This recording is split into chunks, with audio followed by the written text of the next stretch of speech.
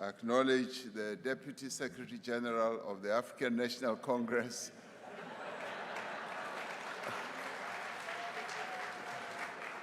and I acknowledge her not so much because I could be fired, which is always a possibility, but also because having her here is a good reminder for me, because it is at this institution that I was elected the Secretary General of the African National Congress in 1991.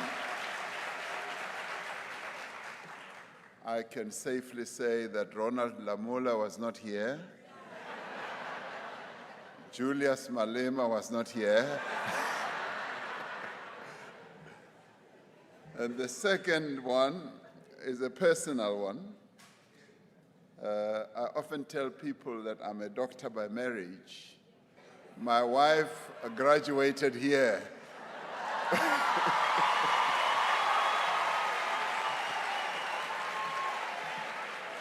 So whether she's watching or not, to save my marriage, I have to say I acknowledge her. Minister Lamola,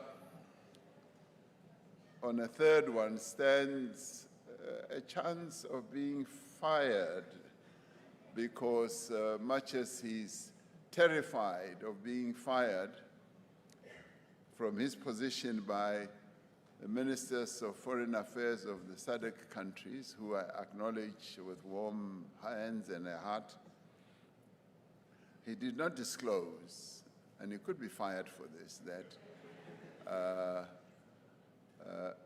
he's a minister, not so much because I appointed him, but his great capabilities were actually endowed on him by me when he was a student and I gave him his degree as chancellor. I was the chancellor of the university where he graduated. So he is what he is because I gave him a degree.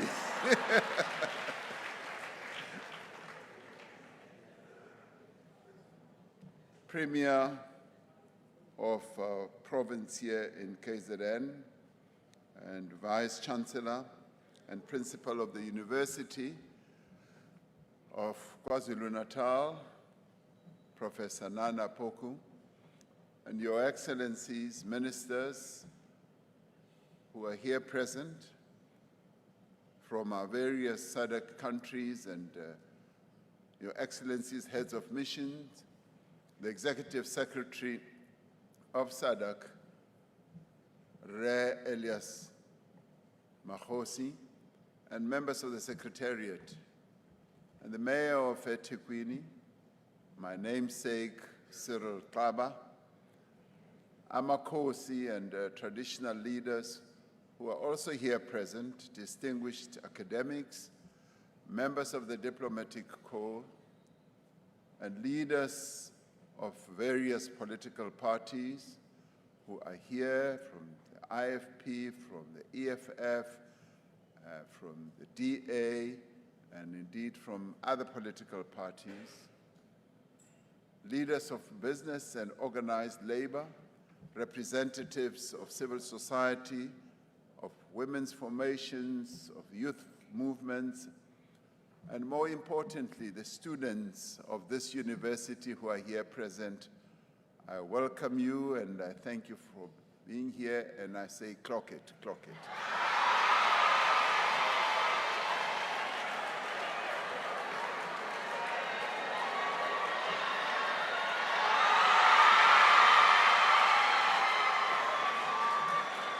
Thank you.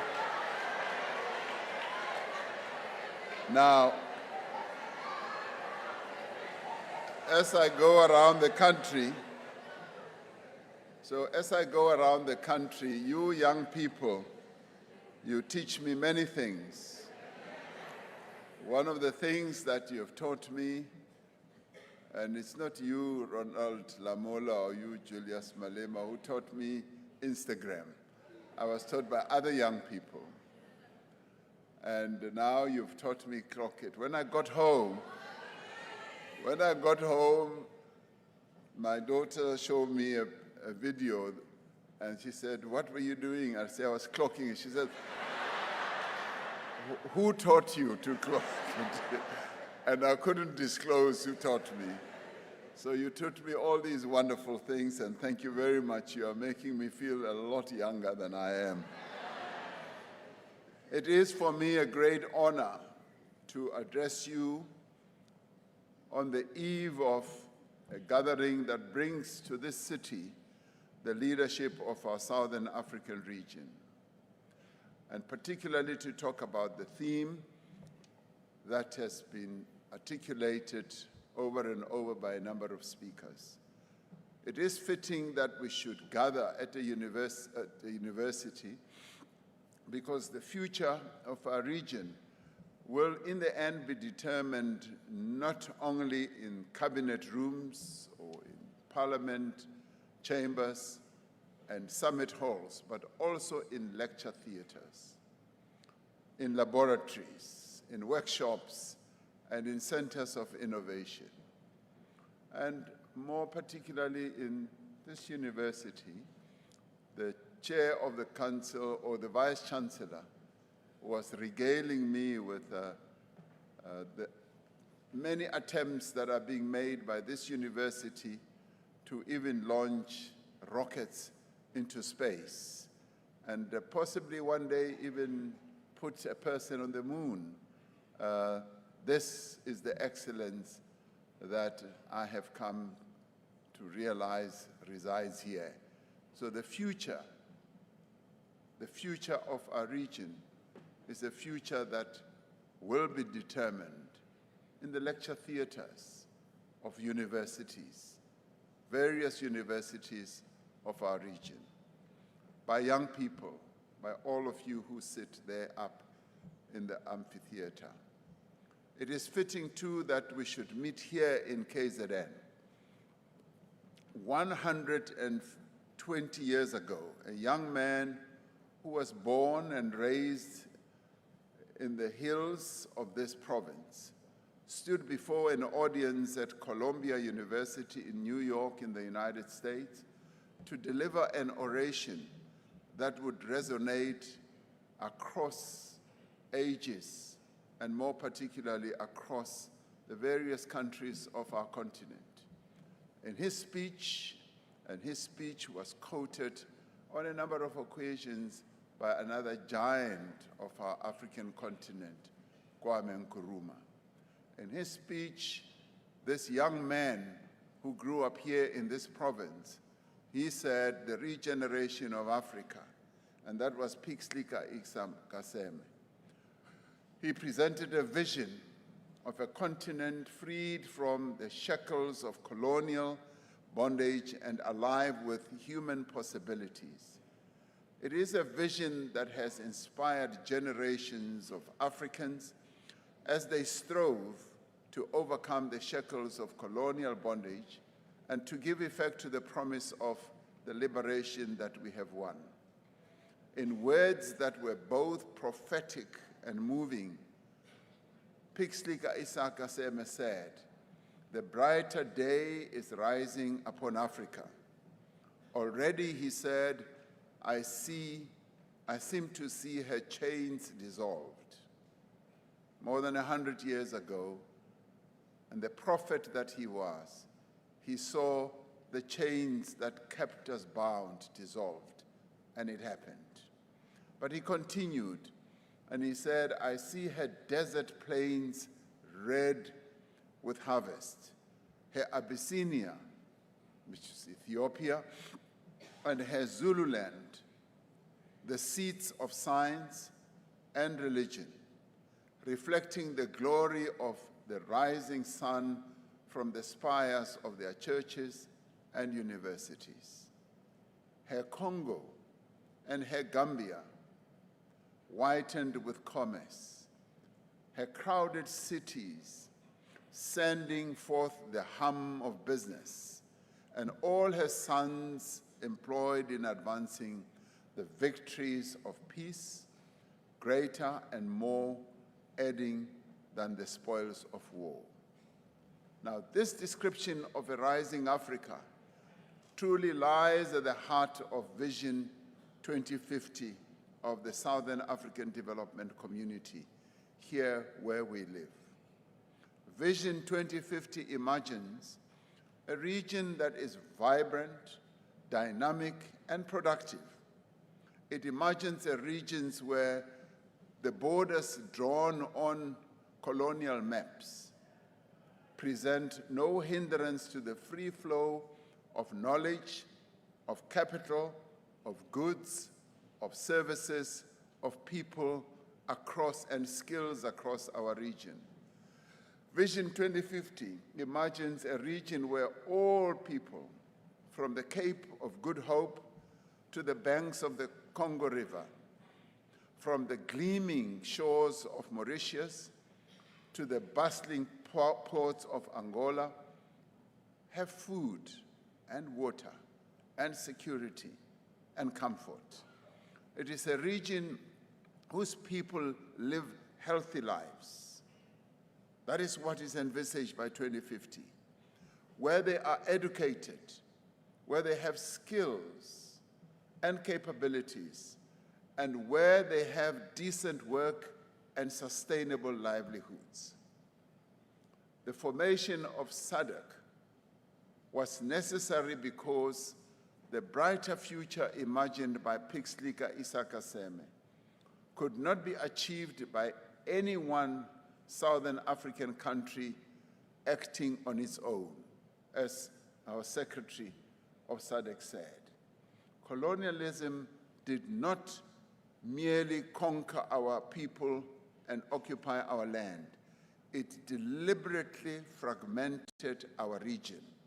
It divided communities, it divided families, it separated producers from markets, and constructed to carry, transport systems designed to carry Africa's raw materials to distant shores rather than to connect African economies to one another. The economies of Southern Africa were made dependent, unequal, and vulnerable. Many were too small on their own to develop competitive industries. They were too small to mobilize sufficient capital or to build the infrastructure necessary for economic transformation.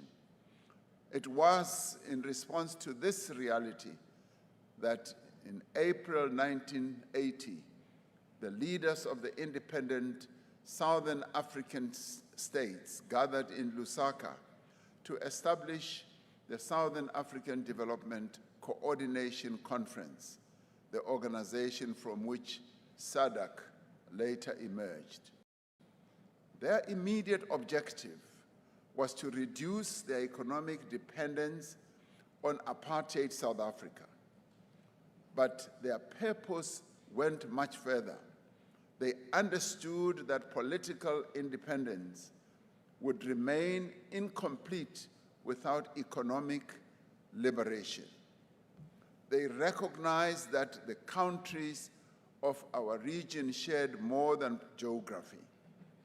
We shared a history.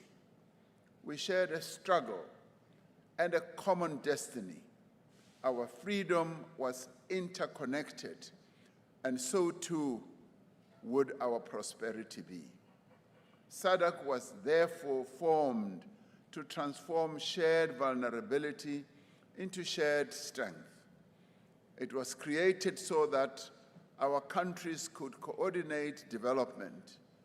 Our countries should connect their infrastructure, expand their trade, support liberation, and defend their sovereignty of this region by acting together, by literally and physically defending the peoples of this region.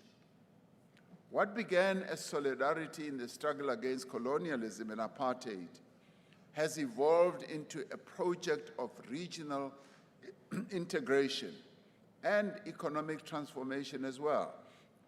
That is why SADC remains indispensable to the realization of Vision 2050. No single country on its own can be able to own, to create all the regional value chains that we need. We are so interconnected, we cannot exist on our own. No country can independently build an integrated power pool to develop cross-border transport corridors, to manage shared water resources, respond effectively to regional conflict, or withstand the full effects of climate change. None of us can. And what we've gone on to build in an unconnected way speaks to the need for our unity, speaks to the Vision 2050. But together, we possess the energy, we possess the minerals, the agricultural resources, the skills, the markets, the financial institutions that are needed to build a prosperous, industrialized region. SADC is the instrument through which we can bring these capabilities to life as we act together. Its founding represented the conviction that none of us would actually be really truly free until all of us are free. Vision 2050 now requires us to embrace an equally powerful conviction that none of our countries can achieve enduring prosperity unless prosperity is shared across the region. In this sense, Vision 2050 is not a departure from SADC's founding mission. It is the fulfillment of that mission. The journey that began with the struggle for political liberation must now be completed through economic integration, industrialization, and the improvement of the lives of the people of Southern Africa. The question before us, therefore, is not whether this vision is attainable. The question is whether we have the courage, the discipline, and the determination to make it real. That is the question. Secretary Mahosi raises 6 questions. I raise 1 question. And that is the question that faces us. The task that falls on all of us as the Southern African community is to give life to this Vision 2050.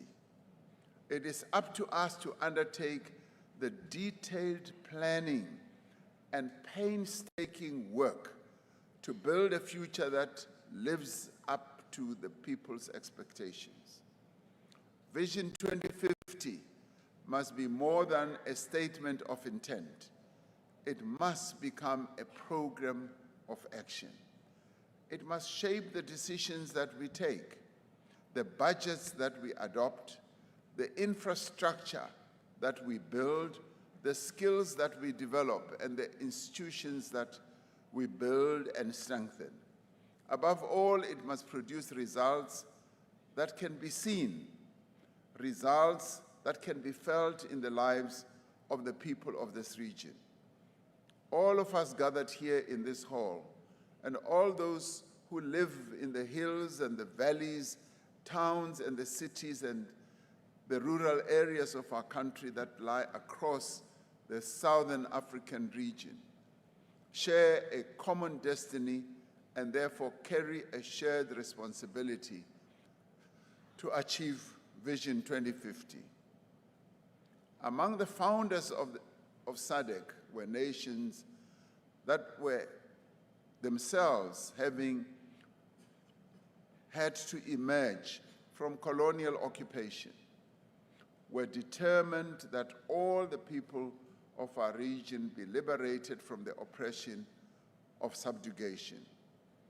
For this principled stance, for this defiance and solidarity, these countries were subjected to years of apartheid aggression, sabotage, and destabilization. Infrastructure was destroyed and damaged. Citizens were maimed and killed. Development was stifled and held back. We can never forget that the freedom that South Africans enjoy today was in great measure paid for by the people of our region and our continent. And we as South Africans, we eternally say thank you, thank you, thank you, and thank you to the peoples of our regions.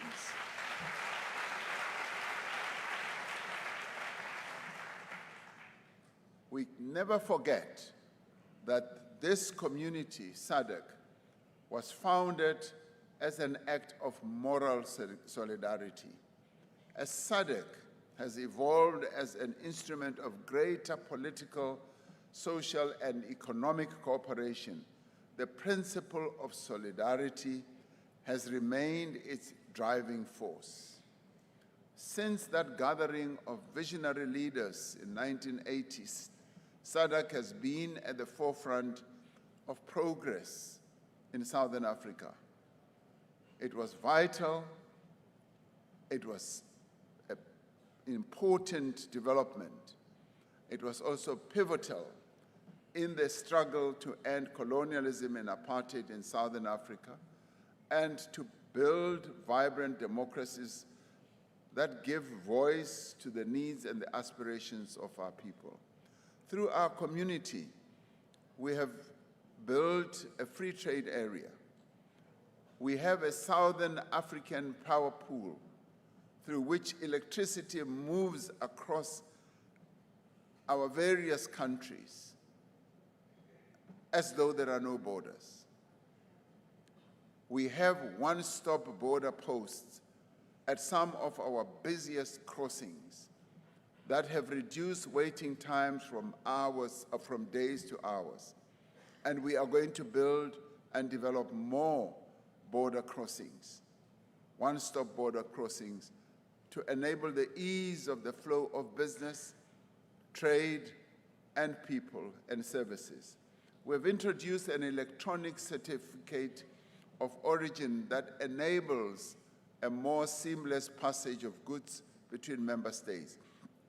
We have an architecture for mediation and for election observation that has reinforced democratic governance and enhanced stability in our region. While we have made much progress, there is still much to be done. We are a population of 430 million people with a GDP of some $950 million, which is almost $1 trillion. It's a formidable resource for the people of our region. Trade amongst our SADC states stands at just under a quarter of our combined total trade. And yet together, we have the means to produce all the goods and the services that we need. And together as a community, we have all the energy sources that we need. We have the land and the means to produce all the food that we need. Together, we have the mineral resources we need. We have the technology and the know-how to turn these resources into manufactured goods that our people can use, but also goods that peoples in other parts of the world also can need. We have the financial institutions, the funding instruments and the markets to finance our industries and to build the infrastructure that we need. And yet, we look beyond our shores to supply our people. Our railways were built to run to the sea rather than to run to each other. They were designed to carry raw minerals to destinations that are far afield and to bring goods produced elsewhere in other parts of the world to our cities and to our towns. Now, this reliance on others rather than on each other is one of the most persistent constraints to the development of our region. And it is this reliance on others that must be brought to an end. And it must be brought to an end now rather than later. Now, this weakness is more pronounced at this moment of considerable turbulence in the global economy. Conflicts that take place far away from our region, in places where most of our people have never set foot and have never been, now have a profound effect on the daily lives of our people. Global shipping is disrupted. Many of our agricultural products cannot reach their markets. They rot in ships in the sea. Our farmers cannot get fertilizers so that they can produce food so that we have food security. The cost of imported grain has risen. The cost of living is rising with the spikes in the oil price, and some countries are worried about shortages. The established rules of global trade offer less and less protection, threatening several industries across our region. Now, these global developments teach us that access to a distant market, however valuable, is a borrowed advantage. This access may be extended and it may be withdrawn. Decisions are often taken in capitals that are far away from where we are, where our businesses have no say and our workers have no vote at all. A regional market is a different one. A regional market is an advantage that we ourselves own. Others cannot take it away from us. The welfare of our people and the sovereignty of the security of our nations requires that we work with greater diligence and purpose to build an integrated Southern African market. When some leader somewhere decided to have what he called Liberation Day and started imposing tariffs on all other countries around the world, it immediately taught us here in South Africa that we now needed to start developing other markets rather than be dependent on one market. We decided that we are now going to look at alternative markets and strengthen our Southern African marketplace, strengthen our African marketplace, and rely on those because those belong to us.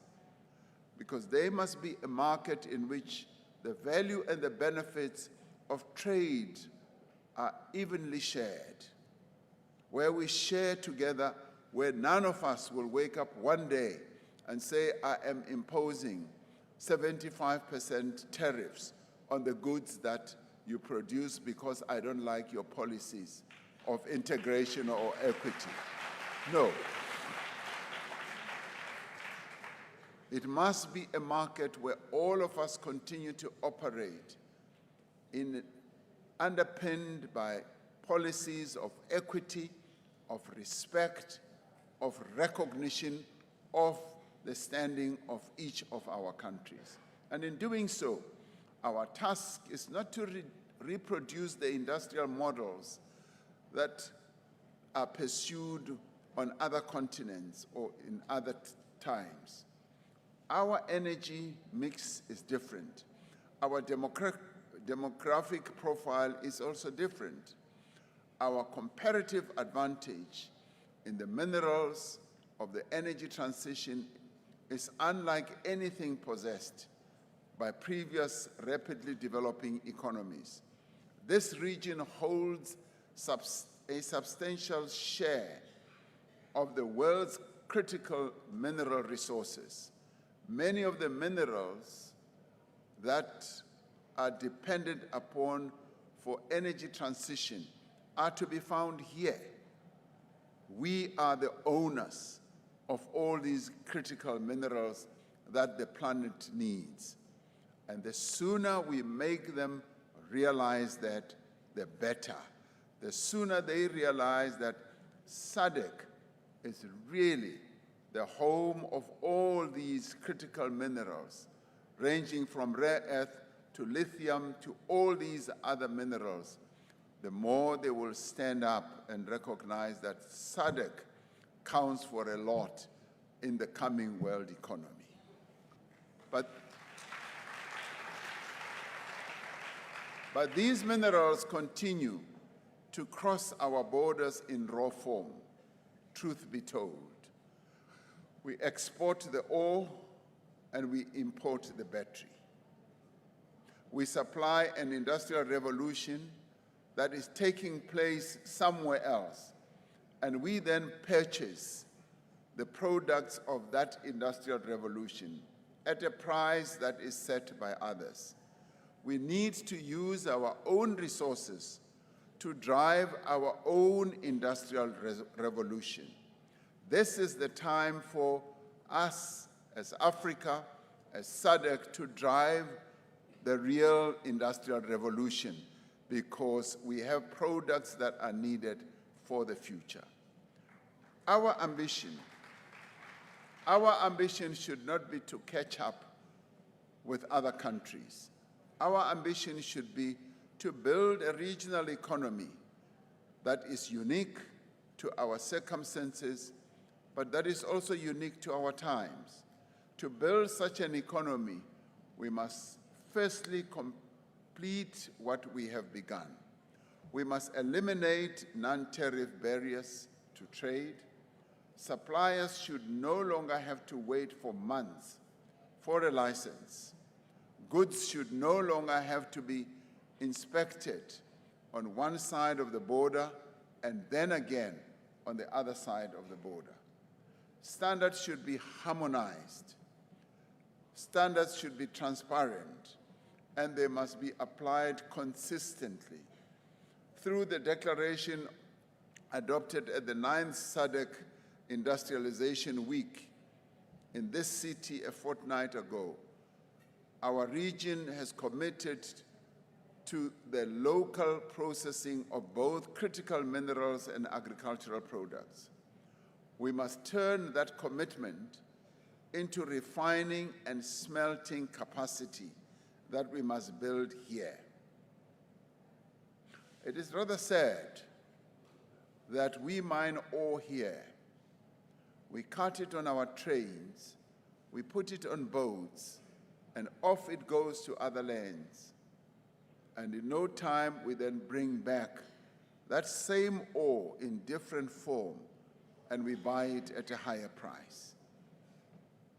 We now need to own the entire value chain, the ore, the processing, and the production of the products that will come out of there. What should leave our continent should be the final products that we will sell at good value, and that is what will fuel our revolution.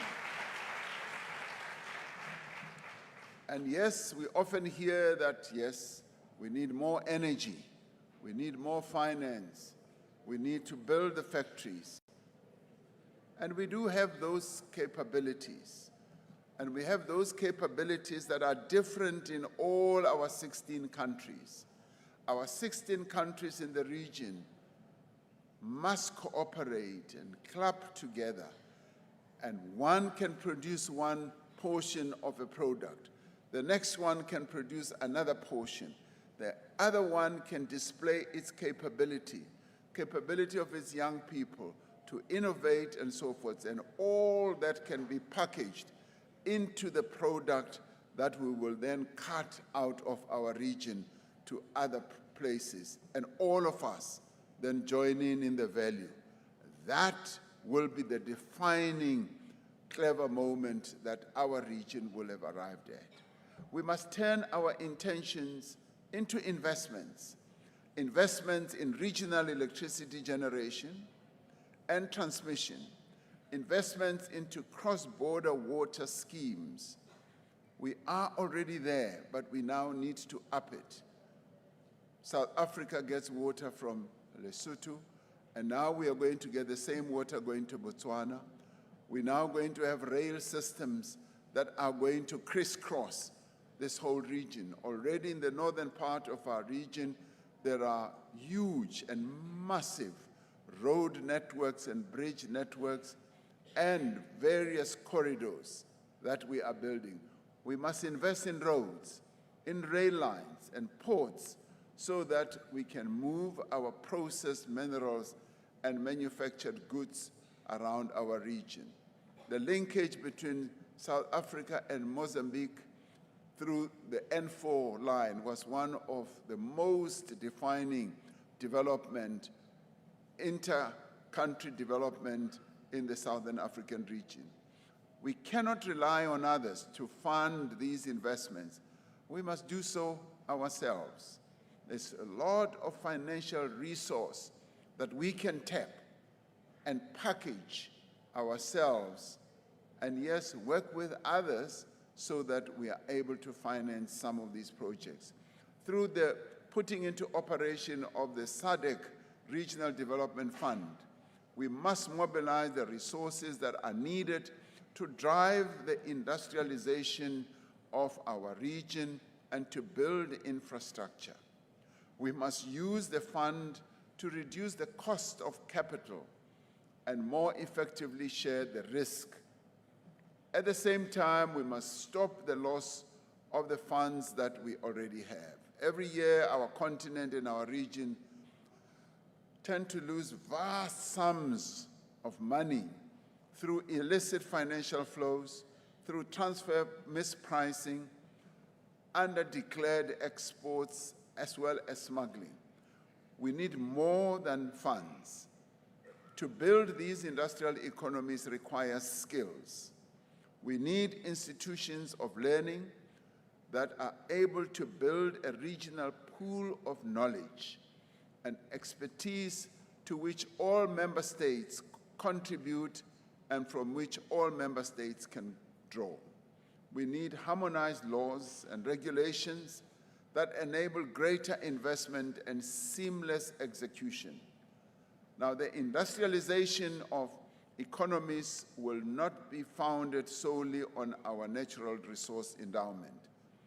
Our region has identified things or products like pharmaceuticals, automotives, agro-processing, paper and pulp, furniture, and increasingly the innovation and semiconductor value chains as drivers of industrialization.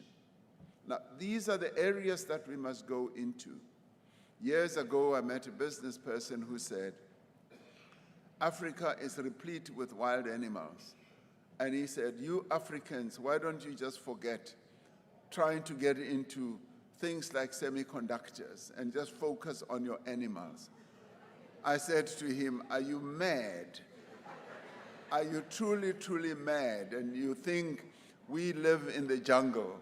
And I said to him, and I referred to what Pixlika Isam Kasem said, I said, you are going to see how Africa is going to emerge, and Africa is going to be the future of the continent.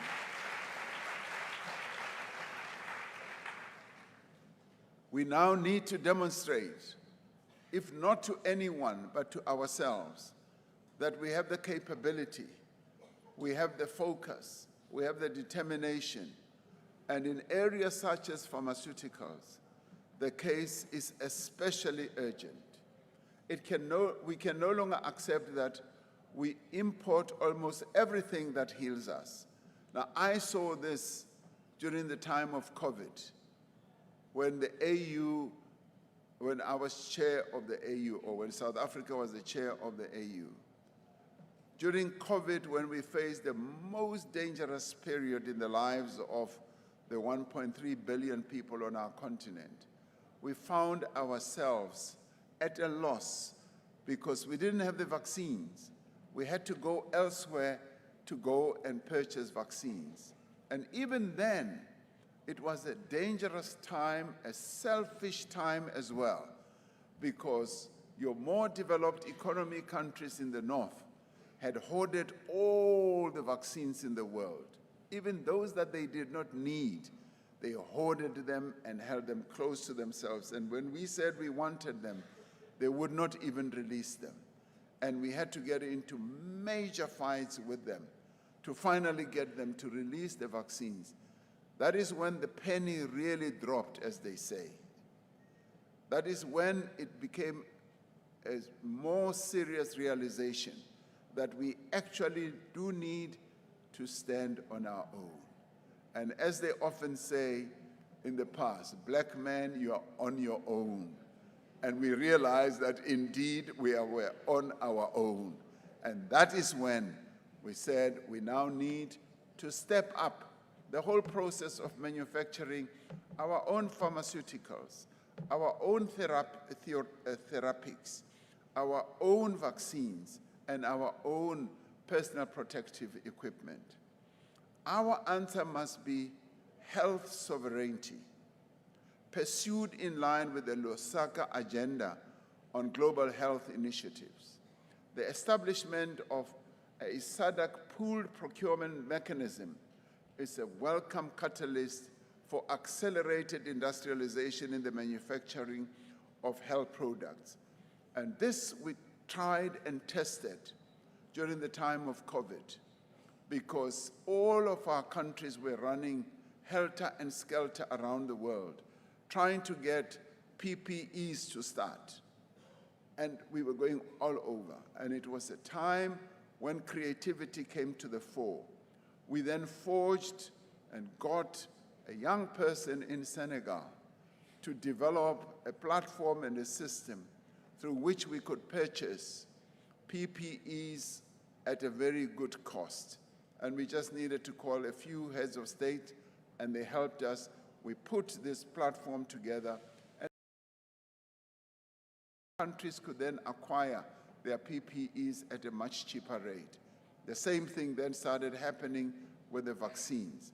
When we purchase together, we create the market certainty that manufacturers in our region need before they will invest. We've got 430 million people in SADC. And if our manufacturers would know that each of our 16 countries would be willing and prepared to purchase headache pills, would be willing to purchase whatever pills, diabetes, you name it, or even vaccines, from the various centers that we will establish in a number of our own countries, big or small, where we support one another, then investment becomes easier and possible, and it becomes our own. And we no longer have to be rushing to other parts of the world. Our young people who are scientifically oriented are then able to innovate, are even able to enter the studies, knowing that, yes, there is a future in pharmaceutical manufacturing, in the health sector, in Southern Africa that is growing. That certainty does two things at once. It creates equitable access to medicines and health commodities for our people.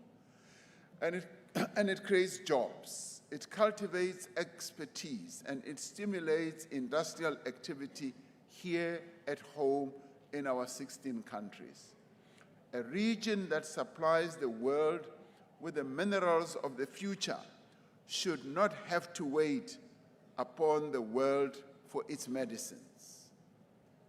To realize our region's potential, we do need to build an integrated infrastructure. We need to develop corridors. We need to overcome the limitations of geography and history by developing trade and transport routes that bring producers, markets, and people closer together. And this is where government and business and labor and communities need to work together in all our 16 countries. We need to turn routes like the Maputo, North-South, Trans-Kalahari, Beira, and Lobito corridors into living arteries of commerce. We need to understand that a corridor is much more than a road or a railway. It is a new and innovative approach to customs, to border protocols, to tracking regulations, and industrial planning. Now, these corridors must carry power. They must carry data and people. In energy, we have committed to expediting the interconnections linking Angola, Namibia, Malawi, Mozambique, Tanzania, and Zambia, bringing more of our region into effective power trading through the Southern African Power Pool. We have committed to universal access to electricity, reaching remote communities through mini-grids and off-grid solutions rather than waiting for national grids that may take decades and decades to arrive. We've committed to harmonizing the regulatory framework that allow independent power producers and independent transmission operators to invest with confidence. And we are diversifying towards utility-scale solar and wind, towards green hydrogen, and towards battery storage as well. We must build a Southern African capability that has embraced the potential of the digital economy. The cost of a telephone call between two SADC countries, the cost of sending money home across a border, the cost of clearing a payment between our banks, these are taxes on integration that we have imposed on ourselves. That is why we must work together on seamless digital payments and reduce the remittance costs as well. As we participate in the global digital economy, there is a real danger that we will reproduce the trade patterns of the past. Already we are exporting data and importing intelligence. The information generated by our people on our farms, on our clinics, our banks, and our mines increasingly leaves this region to be analyzed, to be processed and organized elsewhere. And they even want to go a lot further. They want to get our health data. They want us to reach agreements, to sign agreements where we will allow them to mine and examine our health condition, all of us as a region, so that they can then begin to map out exactly what they want to produce for pharmaceuticals for us. So they want to get that intelligence. Now, this refined data returns to us as a service or as products that we must now pay for. The systems that will run our economies are being trained on our data. They are being built on computing capacity that we do not own. They are being crafted in buildings that we do not host, drawing on electricity that we do not sell. If we are serious about industrialization, we cannot stop at refineries and smelters. We need to develop the computing capacity, the connectivity, and appropriate skills to ensure that the value of our data is extracted here at source. As we develop new industries, we must realize some of our oldest, or revitalize some of our oldest. Agriculture is our largest employer in this region, and being susceptible to vagaries of climate change and global trade disruptions, it is also one of our most valuable sectors. That is why agriculture must become our most industrialized sector. We need modern irrigation systems, seed development that should be resided here. We need to advance the veterinary science and the latest in agro-processing technology so that the value is captured close to the farm and employment is created in the small towns and the villages of Southern Africa. We have a great resource in agriculture and we must exploit it. We must build a region of entrepreneurs. If we are to make Vision 2050 real,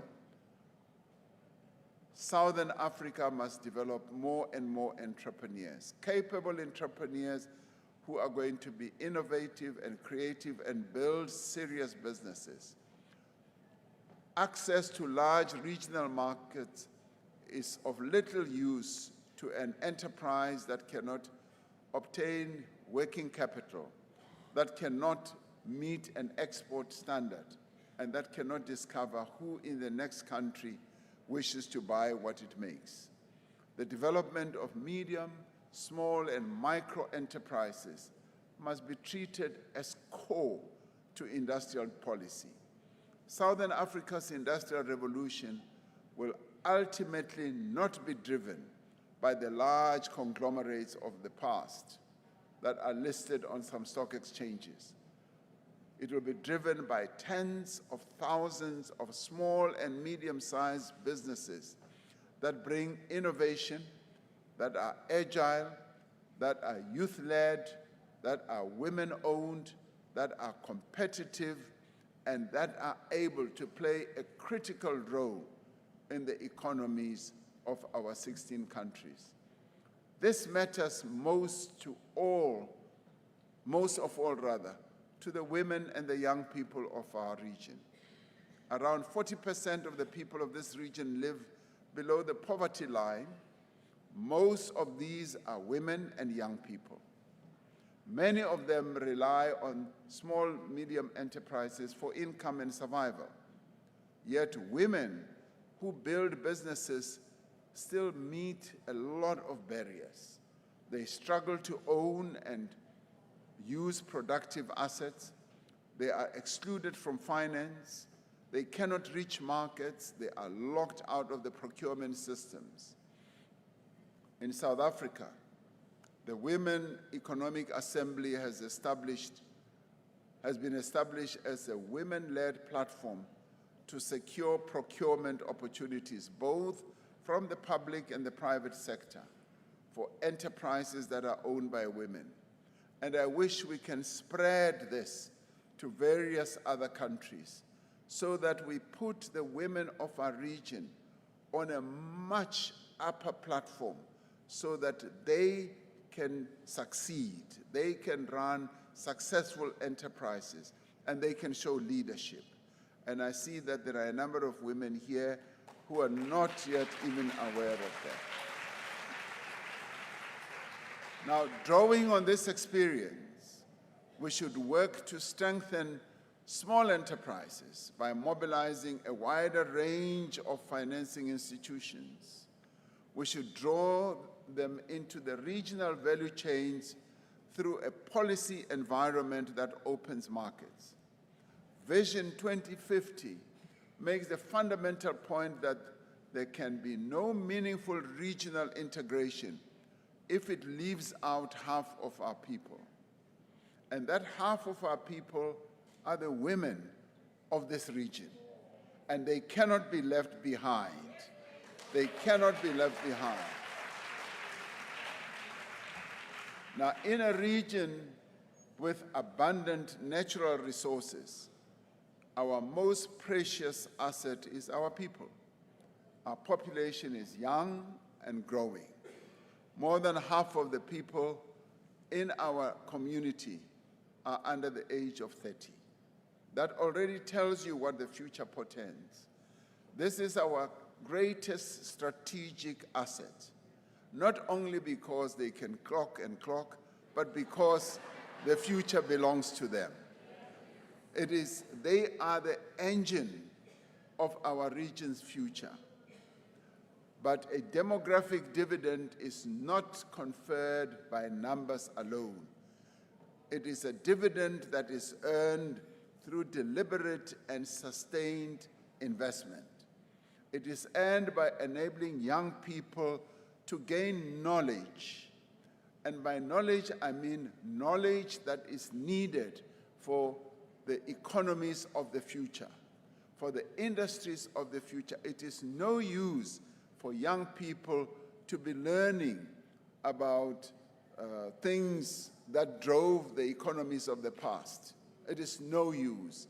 Young people must now be not only tech savvy, they must be AI savvy, they must be composing and creating what we will need in the future.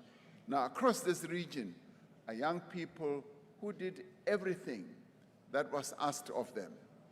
They stayed in school, they passed, even those who are now on the gallery. They will pass, I know that. And they have borrowed money to study.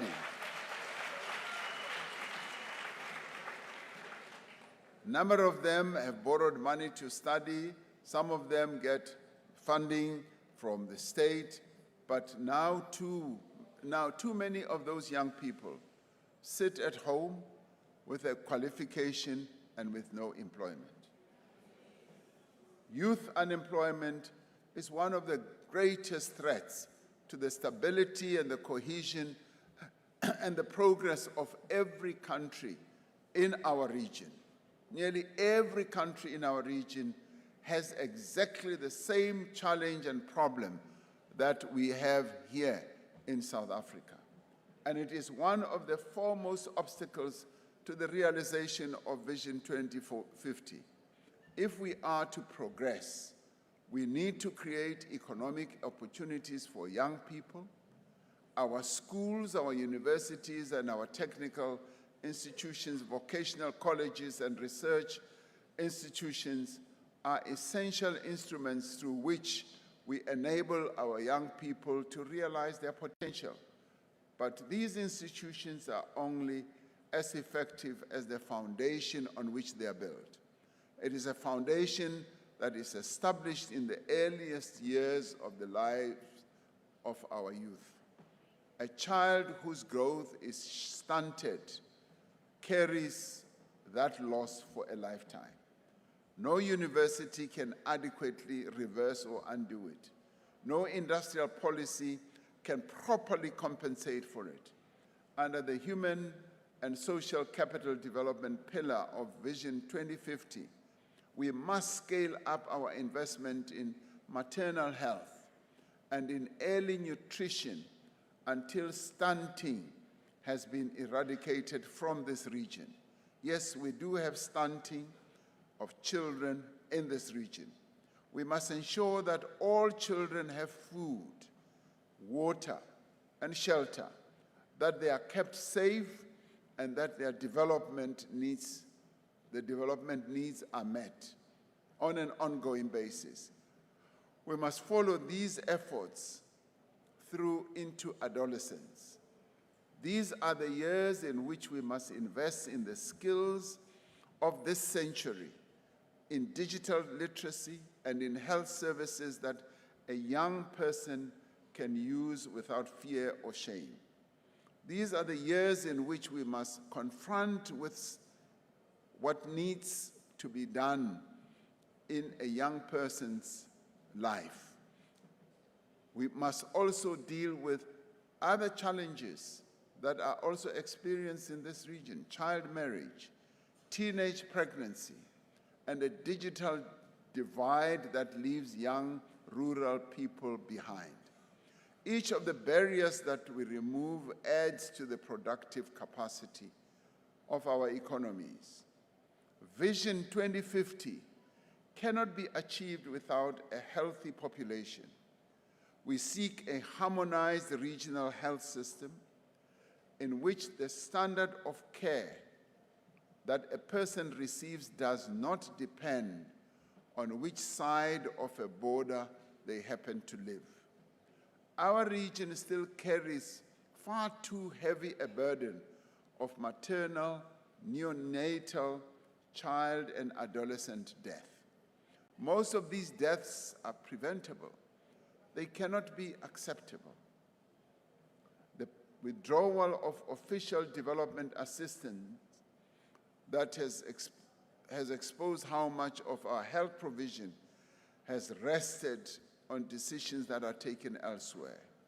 When another country decided that they are going to stop their aid programs, all of a sudden, many of our country's health systems went into a tailspin, meaning that we were just too dependent on other countries' assistance and had not really lived up to finding ways, however meager our resources may be, to develop and to strengthen our own health systems.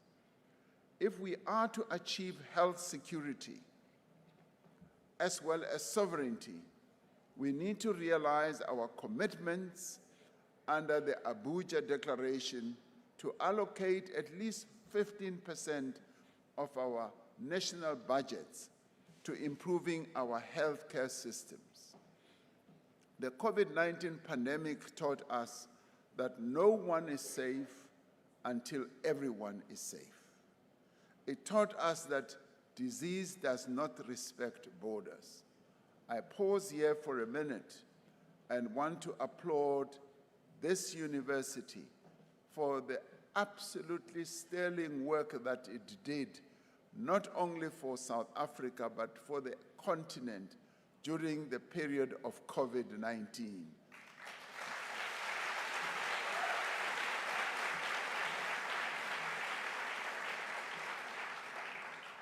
This university displayed its outstanding capability when it came to advising government, but more importantly, which was a benefit to, say, our continent, was when it led us in research in actually discovering various strains of COVID-19.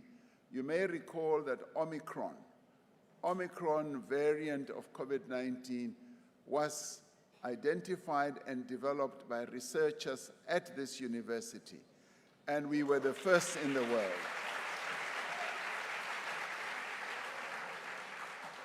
So I may be taking a little long, but I do need to pay tribute to the scientists, to the researchers, to the intellectuals, to the academics of this university, as well as to the leadership, and say we pay homage and tribute to you for the excellence that is displayed in this university. So all of you students who are here, you are very lucky to be learning at this outstanding and leading university. You are very lucky.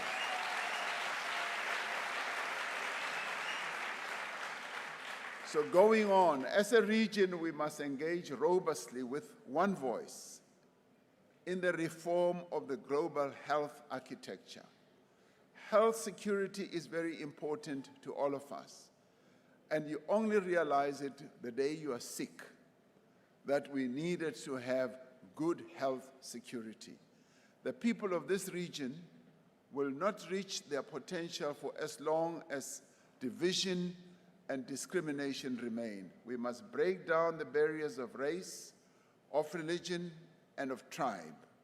We must ensure equal opportunity for women and men, for city dwellers and for rural people, for young and old.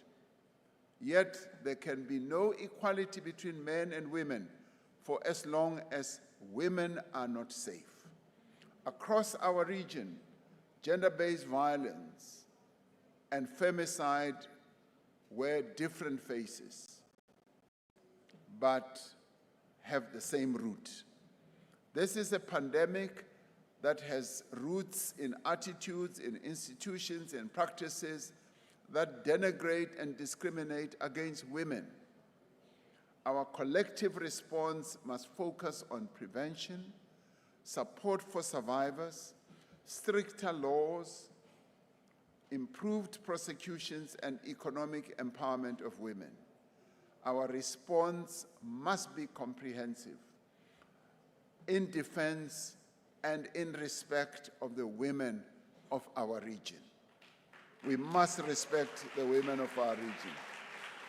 We must build more sexual offences courts, but we must do much more to address the causes of these crimes, these heinous crimes, where men use women either as toys, where they attack them and abuse them. We must fund prosecution, but we must also fund prevention. As a community, we must be clear that prevention does not begin with women. It begins with the men and the boys in our homes, our schools, our churches, our workplaces, and our taverns, who must be raised to reject violence and abuse, and who must be raised to respect women, and who must be raised to protect and assist women. If we are serious about building an integrated region, we must build a Southern Africa in which the equal rights of all peoples are respected, where all people are treated decently and equally. We cannot submit to the intimidation and harassment of people seen as coming from elsewhere. As South Africans, we are deeply concerned and ashamed that nationals from other countries have in recent months been subjected to discrimination and ill treatment. I repeat, as South Africans, we are deeply concerned and ashamed that people from other nations, some whose leaders are here, were treated badly and were even forced to leave the country under threat of violence. The criminal actions of a few within our communities are a repudiation of the solidarity upon which this Southern African community is built. We cannot preach integration at summits and practice exclusion in the streets of our countries. I say this as a South African, to South Africans first of all, but this is a broader challenge to which we must apply ourselves as a community. Southern Africa has borne witness to the movement of people over millennia. Our people are the products of migration. Migration accounts for much of the diversity as well as the vibrancy and richness of this region.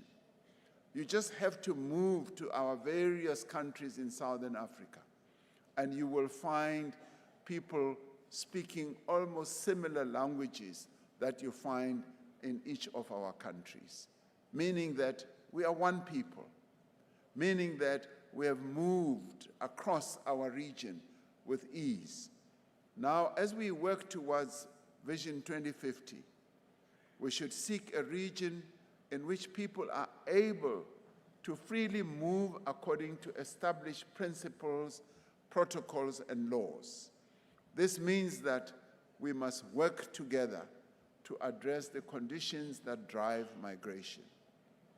It's been a joy for me to go to Zimbabwe and find that there are people who speak the same language that I speak, Venda-speaking people. And I've been amazed. How did you get here?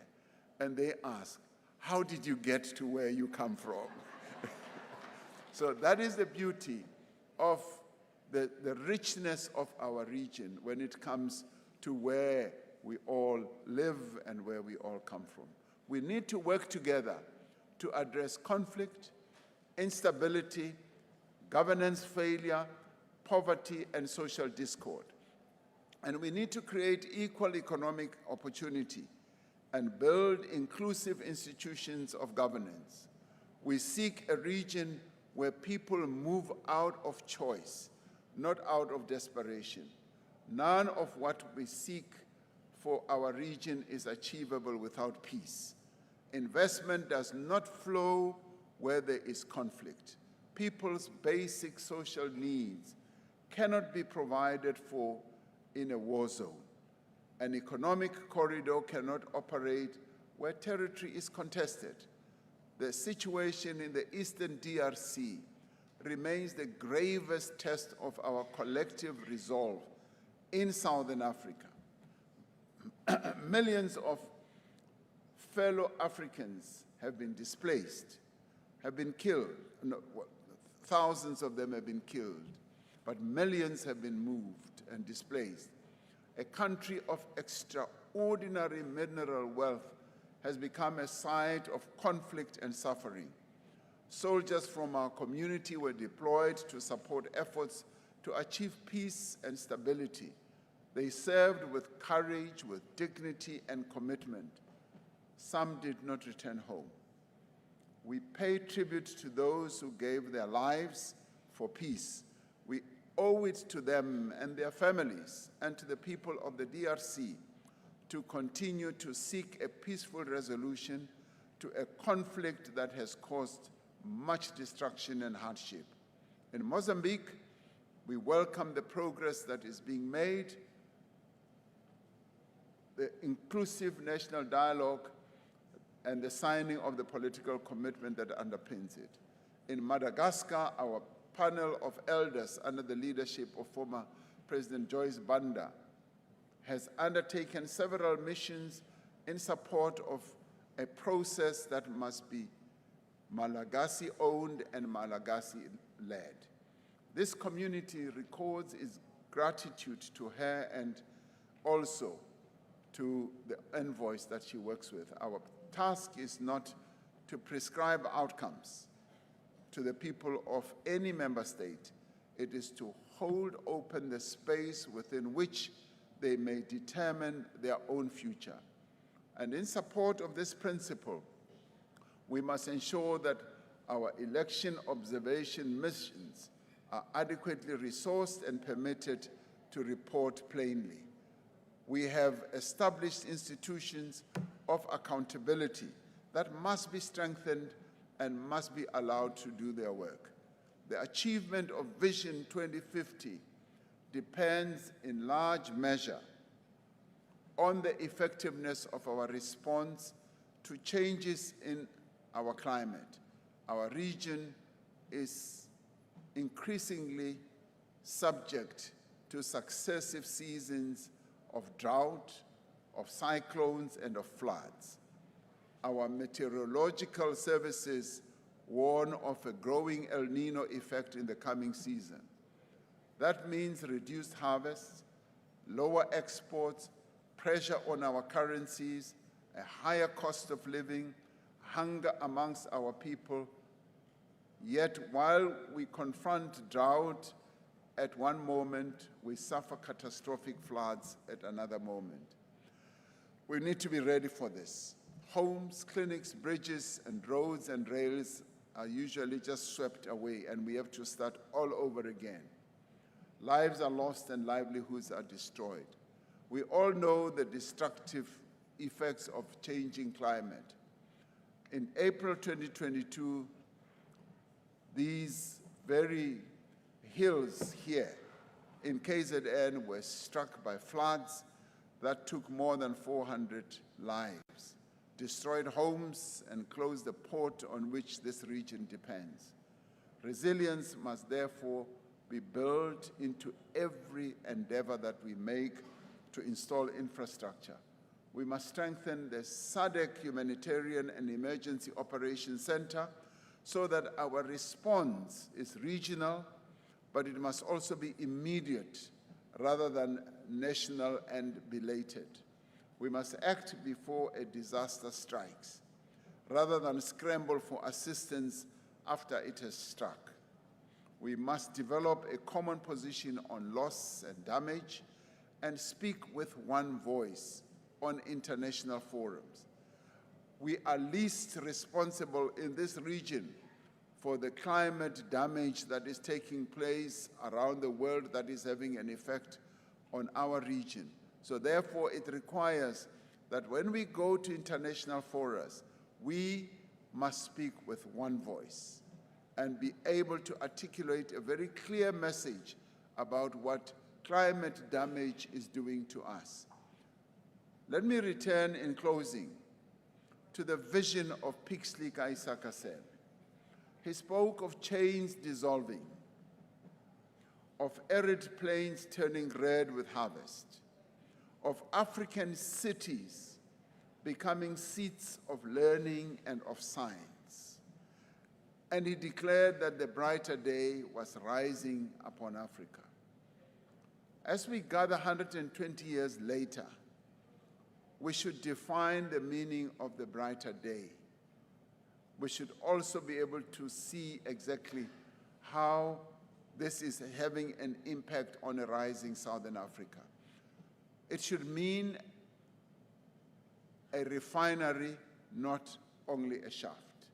It should mean a canning plant, not only a farm. That is an agro-processing plant, and not only where we see just a field where we plant. It should mean electricity generated in one country lighting up a home in another country. It should mean a car that is assembled in one SADC country using parts that are manufactured in another SADC country and produced finally in another country. It should mean a young woman graduating from this university and building a company that seamlessly trades in all our SADC countries. That Vision 2050 should mean that a child that is born in any village, in any town or city within our region, having genuine prospect for life and the talents that she can get that can benefit her life anywhere else in our region. There are many students in this hall today. The Southern African Vision 2050 that we describe will not be run by those of us who are taking our seats tomorrow or day after tomorrow at the Intercontinental Hall. Those decisions will be taken by those students. It will be run, or they are the ones who will run it. It will be run by the students who are sitting here. This Vision 2050 is not our document. It is the document of the students who are here. And you, as students, you are entitled to demand an account of what we did with this document. And I wish to thank the University of KZN for hosting this lecture and for its contribution to the realization of the SADC Vision 2050. This is a university that is doing a number of things in real practice to put our region on the map. And they even want to take us into space as a university. And we thank them for that.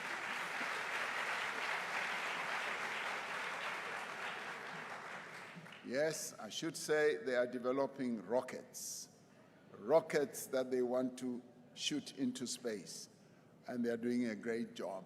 We welcome in particular the 4 pillars identified by the university: advancing regional value chains in agro-processing and critical minerals, and researching ethical AI and digital inclusion, combining indigenous knowledge and innovation systems with climate science and agroecological resilience, and building human capital through youth and women and entrepreneurship programs.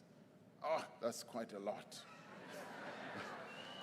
Through policy dialogues and briefs, inter-university research networks, and multi-sectoral consultations, the university has fully embraced its responsibility to contribute to the development, transformation, and integration of our region.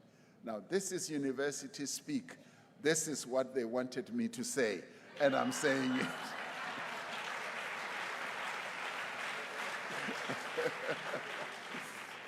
Now, 120 years ago, the renewal, this is me now, the renewal of Africa was a proposition to be defended against a hostile world. It is no longer a proposition. If we think about it more carefully, it is a program of work. It has now become what we must do. It has actions, it assigns responsibilities, and it also has deadlines. The renewal of our continent, ladies and gentlemen, students and all, is imminently achievable. We are no longer where Pixlika Isaka Seme was more than 100 years ago.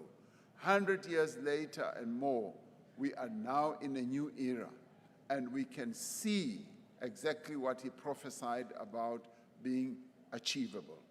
The realization of our vision for Southern Africa is definitely within our means. So what now behoves on us is for us to make good on our commitment to build a peaceful, inclusive, competitive, and industrialized Southern Africa.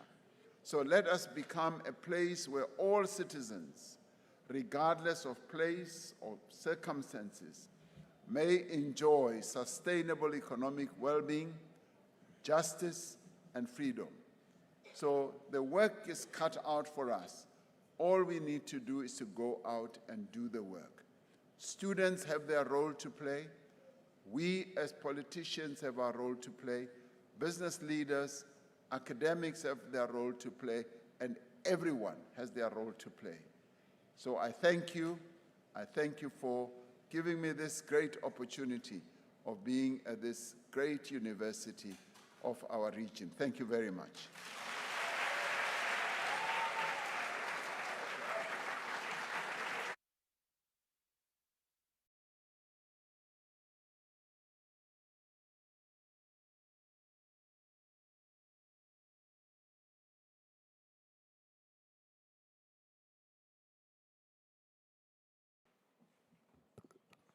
You may be seated.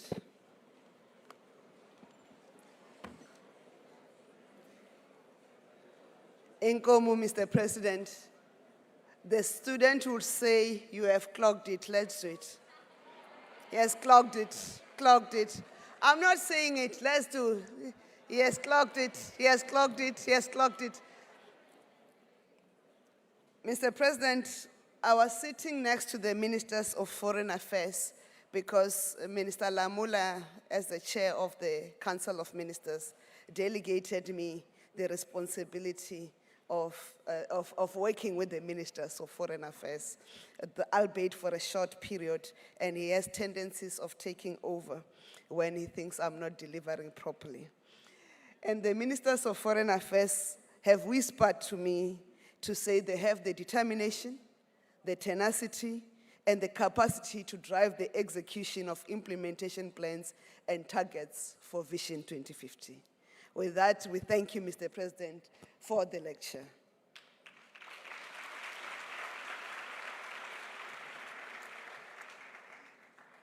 Because me and Mr. Lamula were masquerading as hosts, we know you've got a very, very, very congested program as you prepare for your counterparts, the presidents and prime ministers, the heads of state, who are arriving for the summit. So we'd like, Mr. President, with your permission, to allow me to get the House to rise as you take leave.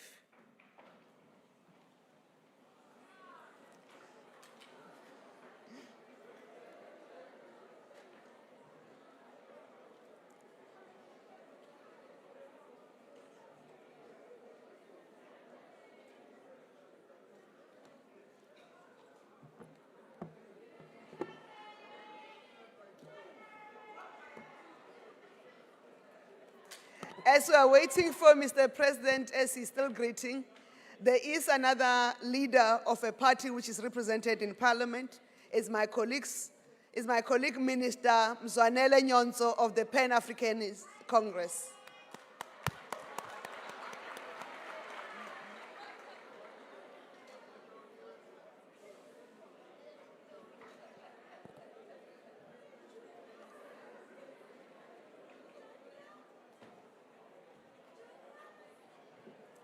We may be seated.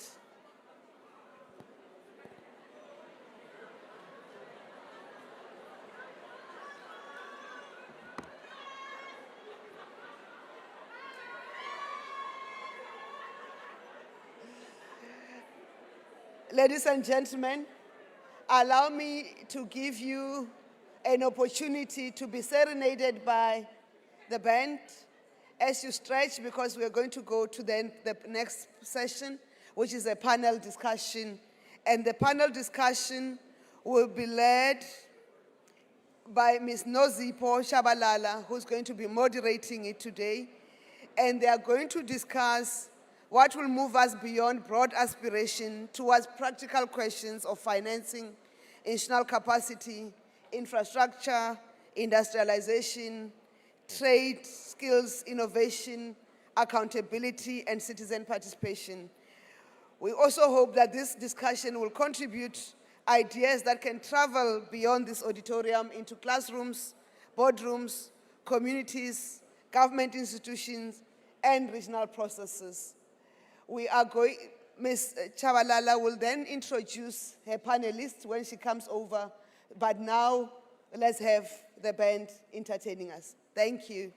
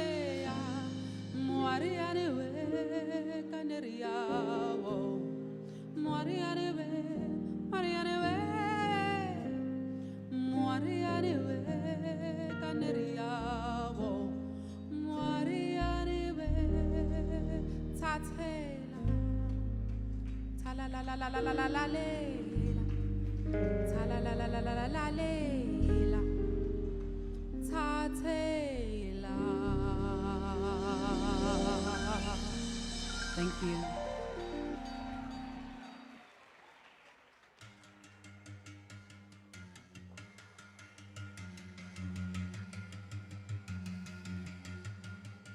Mama, mama, wewe ni mzuri.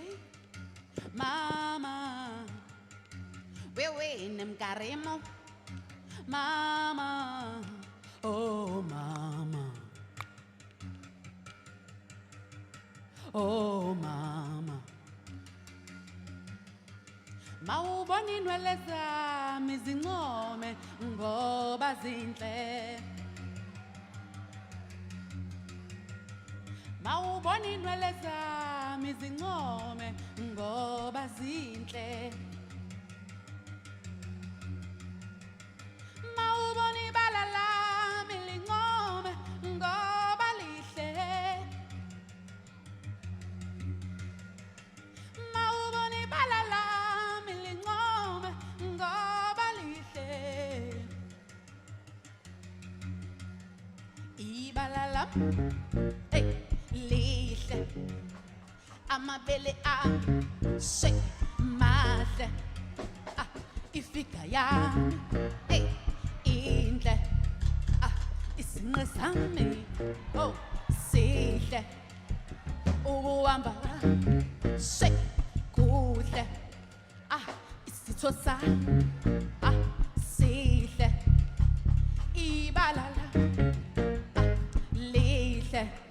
Mina nginsundu futhi ngimuhle. Ay ay ay ay ay ay. Ngaze ngamuhle. Ay ay ay. Mawubona inwele zami zincome ngoba zinhle. Ayinwele zami, oh mawubona inwele zami zincome ngoba zinhle. Ayinwele zami, mawubona ibala lami lincome ngoba lihle.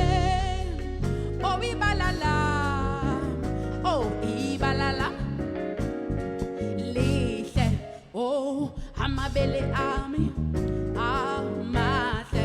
Oh bathi nomkhaba wami, oh muhle.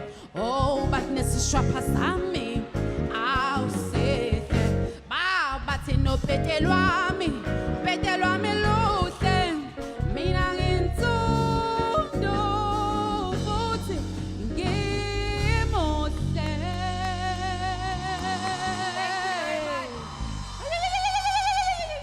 Thank you so much. Thank you very much. Ladies and gentlemen, Asimpinde with another round of applause, please. We want to develop batteries because we have the lithium, we have the Gains that the region has experienced. We've also heard the president speaking honestly and transparently about some of the challenges that still confront the region. Ours is not to talk about what the aspiration for SADC should be, but rather to ask some very pointed questions about how we accelerate the momentum, how do we make faster gains in the areas where we are already starting to see fruit being born, and of course to answer the question of how do we partner more effectively to bring about the ambition that was set on that day, on the 1st of April in 1980 when SADC was formed. As promised to the audience, we're going to be quite sharp and concise in this panel, and then we'll take a few questions from the audience before we wrap.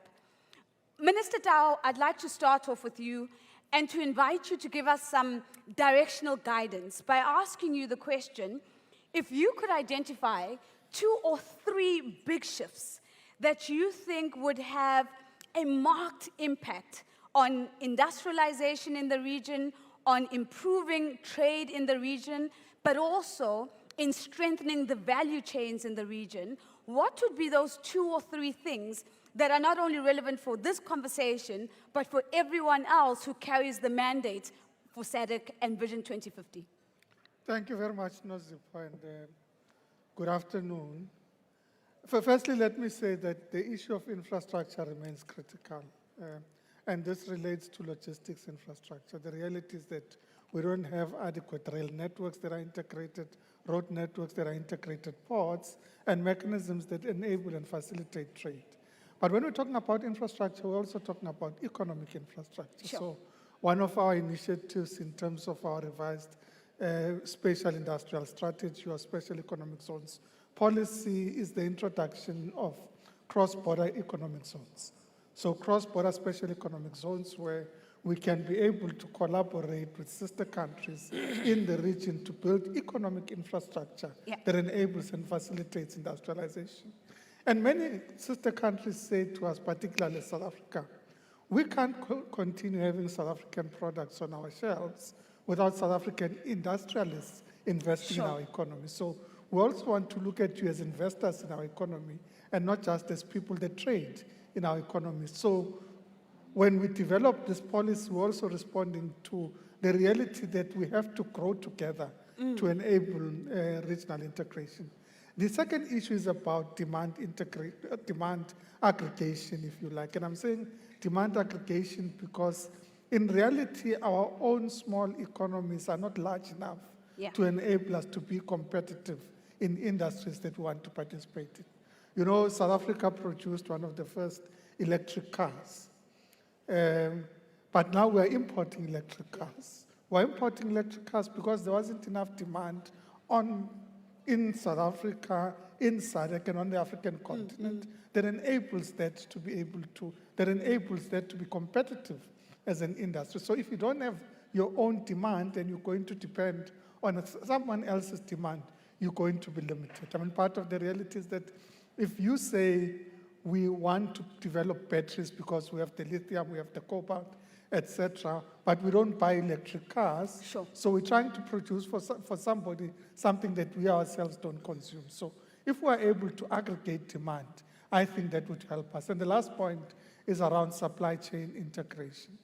And I'll make a practical example here in the automotive industry, where we've been discussing particularly in the Southern Africa Customs Union in relation to the automotive industry, how do we integrate supply chains?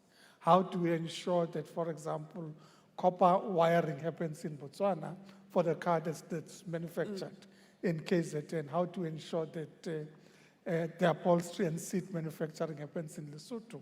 How to ensure that aftermarket development of product, those that are replacement parts and so on, happen in Namibia and Eswatini.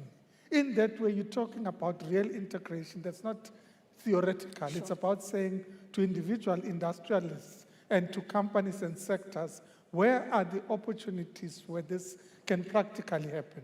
And this is a real conversation that we've been having with the automotive industry and a program that we've set targets for. And that, I think, is the practicality of implementing regional integration that is required.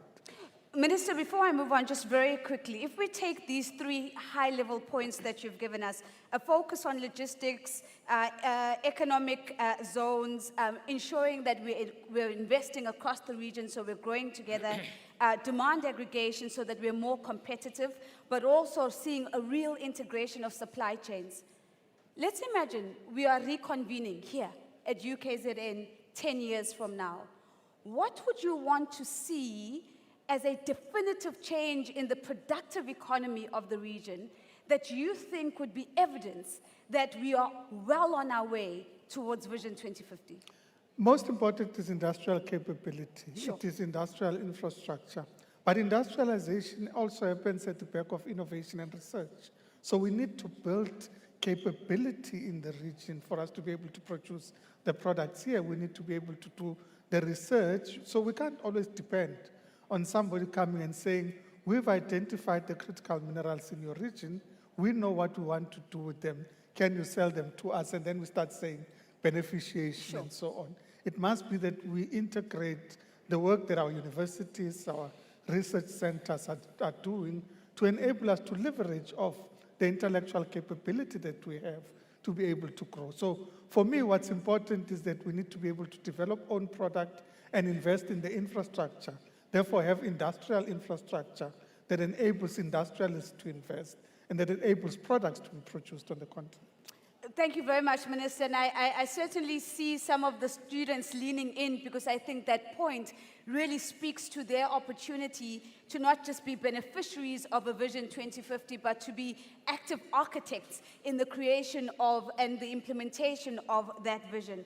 Dr. Gounden, let me come to you, because one of the things that is very clear about Vision 2050 is that if we are going to achieve economic transformation, regional integration, there is a prerequisite for that, and that prerequisite is a foundation of peace, of security, of good governance, and stability in the region. My question to you is, what do you think we could do differently as a region that could make us a little bit better at anticipating some of the political, the social, and maybe even the security pressures that could pose themselves as a risk to our collective ambition for development?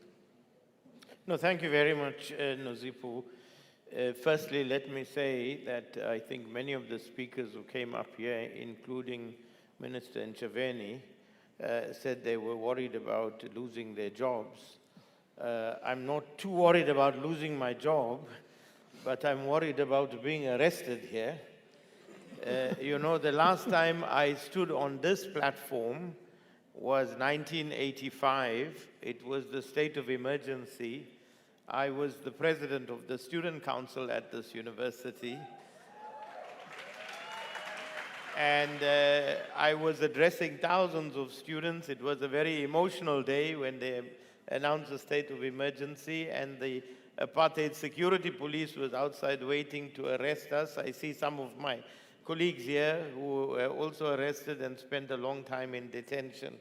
So, yes, this place has a lot of memories, coming back after 40 years to address another audience. But I was assured by the president's official, Mike Lowe. Mike said, Vasu, don't worry, there will be many police outside, but they're not going to arrest you today. Nozipo, when we come to this question of conflict and development, and the link between and the nexus between peace and development, we have to move from responding to conflict to anticipating conflict, as you correctly point out. Now, SADC has many mechanisms to deal with that. We have been now ourselves as a court also involved with SADC over the last several years, the last 20 years or so, developing and sharpening those mechanisms. But what we're seeing is that conflicts are getting more and more complex. That's the first issue. We are dealing, as the president said, we're on the verge of an El Nino crisis now. That's going to bring a lot of climate changes that will drive conflict, drought, etc. We are seeing insurgencies. There's a sharp rise in insurgencies, sharp rise in organized criminal syndicates. So all of these things are coalescing at exactly the same time, bringing huge complexity. At the core of all of this is poverty, unemployment, and inequality. And therefore, the SADC Vision 2050 is designed to address particularly that. We can't talk about silencing guns on the continent or silencing guns in our region. We have to talk about addressing the socio-economic drivers of conflict. And let's take a very simple issue, not a simple issue, a very complex issue. I see our mayor is sitting here in the front. He was dealing recently with a very complex issue, the issue of violence against foreigners here, and the issue around undocumented foreigners in this country, in the province. It's not an easy issue that we're dealing with. If you look, for example, foreigners have been coexisting with South Africans for all of 30 years now. It's not that they have not been in South Africa over this period. But we have seen one incident in 2015 violence against foreigners, and now we have seen another incident of violence against foreigners. This is a warning shot. This is telling us that these conflicts are going to come. This is early warning. Yeah. Now what we need is early action. And what is the early action? The early action has to be on two sides. This is not just an issue of violence against foreigners. This is a socio-economic issue. This is about 2050. This is about addressing the issue on the substantive side, on the one side, and then on the psychological side, on the other side.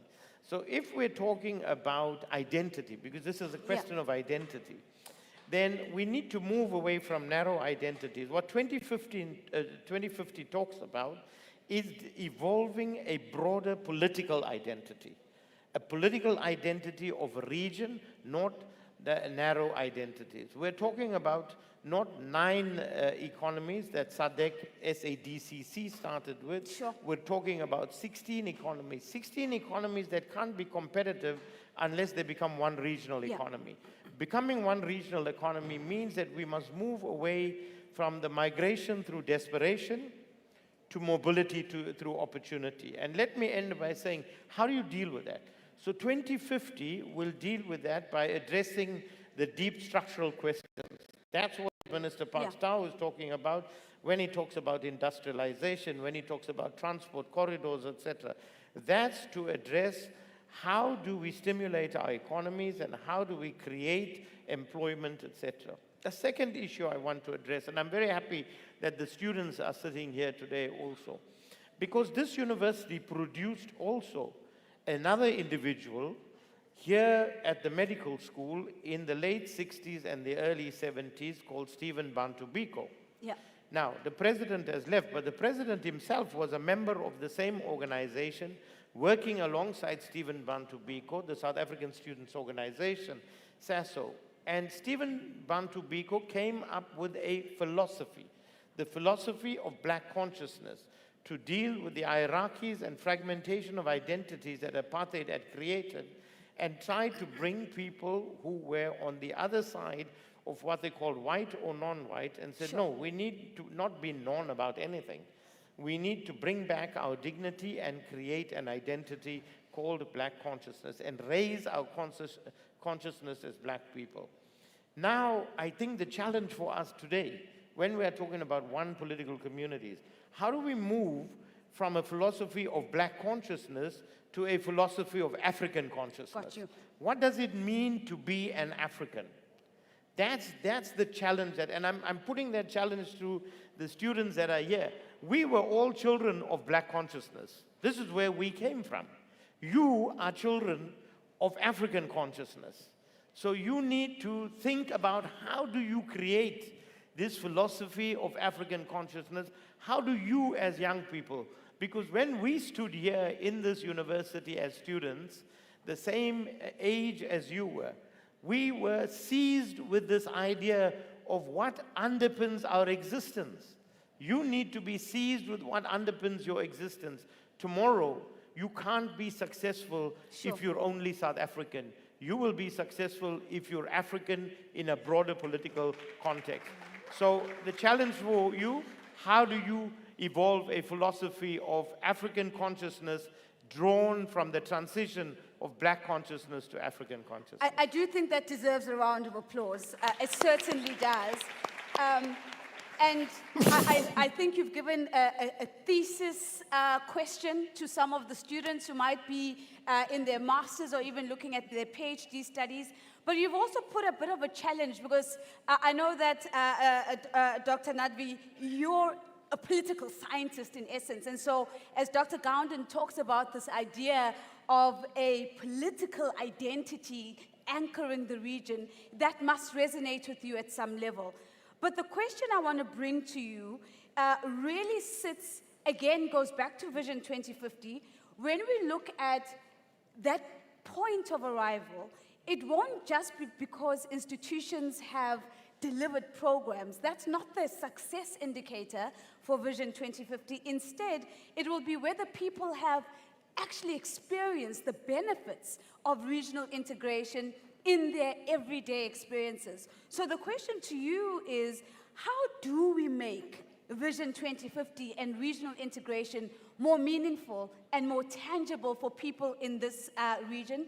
The president specifically highlighted some of the more marginalized groups. He spoke about women, he spoke about young people, he spoke about rural people. I want you to keep that same lens. And as you answer the question of how do we make this ambition more tangible and more meaningful for the people of the region? Thank you very much for that very important question.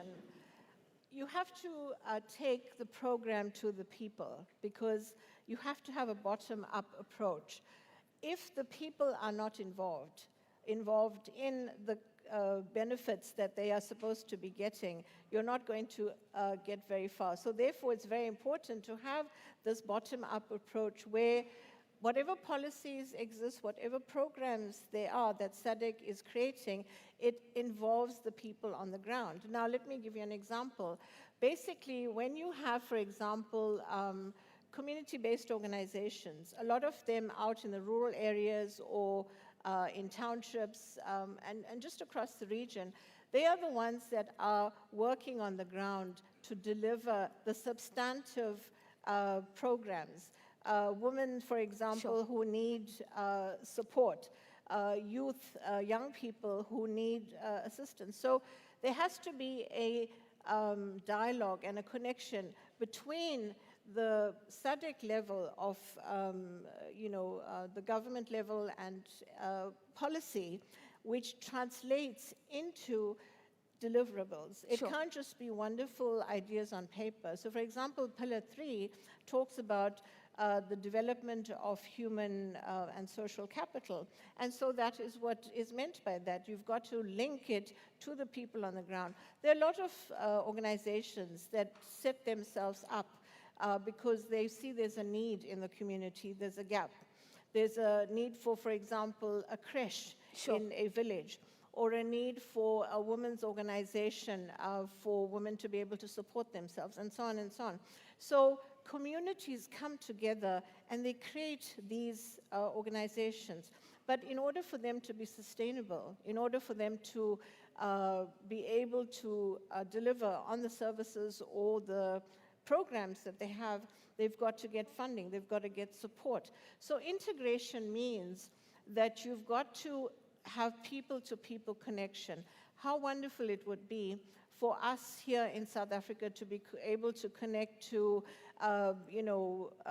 programs, youth and women in, say, Tanzania or Zimbabwe or Zambia on a people-to-people level. So that is what regional integration is ultimately about. I think that's a very practical and clear pathway that you're giving us. You're saying that we've got to close the gap between where policy sits and where policy operates. What I'm hearing you say is that we've got to identify the organizations that are doing the work, that own the relationships, that can point out people at an individual level, empower them, fund them, capacitate them to do the work. I'm going to come back, Minister, with the final round before I go to the audience. And in this round, I'd like us to begin to really cast our eyes, perhaps to the next decade. What Vision 2050 does is that it gives us a destination towards which we work. These questions now are about making visible the work of the next decade. So, Minister, let's maybe go back to the practical mechanics of integration, if I will. We know that regional value chains work best when business is able to move goods and inputs and capital. Even the president spoke about the movement of people and knowledge as well. And I suppose the question that I want to bring to you then, Minister, is how do we ensure that there's alignment between national priorities and regional opportunities, such that member states are able to see that regional prosperity is an accelerant and can be an accelerant for national prosperity? Well, firstly, I think that it's important that we avoid the race to the bottom. Sure. And I'm saying the race to the bottom because we can easily out-incentivize each other. And in the process of out-incentivizing each other, find that investors are incentive hopping, so they're going to different countries and trying to invest, as opposed to a situation where we have complementarity and we know that the capability in this country is this, and therefore we're going to concentrate our efforts. Then we must start celebrating the progress that's been made. So we should be able to say, we celebrate a refinery in Angola as part of our energy security going forward. In the region. We celebrate the drilling that's happening on the Namibian coastline as part of getting oil into the region and creating security from that point of view. It is important that we celebrate those because it says that we are building on something that's already there. We don't always start on the basis of a future that we still need to define. We start on the basis of what do we have as assets that we can build on. And from a financing point of view, we also need to acknowledge that, in fact, we've got fairly advanced and capable financial institutions, and we don't always spend enough time celebrating the work that they do. You know, there's a project on the Richards Bay Industrial Development Zone. The investors are South African, Zimbabwean, and Mauritian. It is technology in titanium dioxide that we're currently importing that would be produced in South Africa for paint manufacturing and other products. It is funded by the African Development Bank, funded by the Africa Export-Import Bank, funded by the Industrial Development Corporation in South Africa, and also the Public Investment Corporation, and then some of the private banks. It's a project that is there that's leveraging on the institutions that we have on the continent. So let's build these institutions, let's leverage what we have in these institutions and create institutions, or rather create growth from there. We shouldn't always depend on somebody else must give us the money, when in fact we have the systems that we can build on. Minister, I think the earlier point I want to highlight first, because I think it's such a powerful one that we shouldn't miss, and this caution that you raised about not out-incentivizing each other, because once we begin to think with the regional lens, then we begin to see assets in different countries as regional assets, and be able to put those assets to investors as part of a regional offering and not just a national offering. It's a pity that we don't have a financier, particularly on the panel, but I'm hoping that maybe we might get a question or a comment from the audience that speaks to the role of financial institutions, as you've highlighted, Minister. Dr. Gandon, I want to come to you in this second round, because what you've already helped us to understand that as we think about Vision 2050, we not only need to be thinking about it as a development strategy, we need to simultaneously be thinking about it as a conflict prevention and maybe anticipation strategy. I get the thesis. I get the hypothesis and the question that you're putting into the room. I'm interested in what are the guardrails that need to be in place so that we do exactly that. We don't make the mistake of assuming just the positive, but we're also solving for the other direction, for the unemployment, the inequality, the environmental shocks that have a regional effect, so that the development strategy simultaneously lands as a conflict prevention strategy. Maybe 2 or 3 that you would say we need to look out for this. I think the issue is around how do we build trust, cooperation, and confidence amongst the countries, 16 countries in the region. Now, you know, a few years ago, I hosted the Singaporean ambassador to South Africa in Durban for dinner. We had a discussion around the SADC region. And he said to me, he said, you know, SADC, individual countries in SADC can't really be successful in a global market unless you come together as, at that time, 300 million, today 400 million people. And he said, as ASEAN, because he belongs to the ASEAN region, he said ASEAN and SADC can really do business together, and there's so much we can benefit from each other, and our regions can develop prosperously. I said, that's a great idea. Did you speak to the executive secretary of SADC? And he said, yes, I spoke to the executive secretary of SADC. He's the predecessor of the current executive secretary. And she thought, it was a she at the time, Sergomina Tax, she thought it was a great idea. I said, and then what happened? Yeah. What happened He after said, that? then individual SADC countries started trading with ASEAN, not as a collective, but individually. So unless we are able to cross that trust and cooperation barrier and build confidence. Now, yesterday, I had the privilege of hosting my brother here, I see him sitting in the audience, the Foreign Minister of Angola, Minister Tete Antonio, and his delegation at our offices. And Minister Antonio briefed us on a very innovative initiative that they are spearheading, a hydroelectric project in the Lobito corridor. And he said this is not going to be an Angolan project. Sure. This is going to be a SADC project, and they're asking SADC countries to become investors and shareholders in this project. And Mozambique has signed up, Botswana has signed up, and I spoke to our good minister here, and he said that we have invested through the DBSA minister into the project. That's the kind of project that builds trust, that builds confidence, and creates cooperation in the region. The more of that we can have. The president alluded to it in his speech when he said, why don't we build a car that one part is built in one country, one is built in the other. You know, the great European peace, well, it's crumbling a little bit now, but the great European peace for a long time was built on economic cooperation. Sure. Airbus, for example. Yeah. Airbus is not a French plane. Yeah. Airbus is a European plane. The parts for Airbus are built in many different countries, and then they come together and they have Airbus. Why can't we do the same in the SADC region? So the ministers are here, the executive secretary is here. This is the challenge. We can't talk about 2050 as an aspiration. We need projects like the Lobito Corridor project, concrete examples that are not in the pipeline, that concrete has already been poured on the ground. Sure. I want to try my best to paraphrase that because, again, I think it's a masterclass that you've just given us. This idea that the way we build and engineer trust is that we don't lead with trust. You actually lead with a project that forces the collaboration to come about.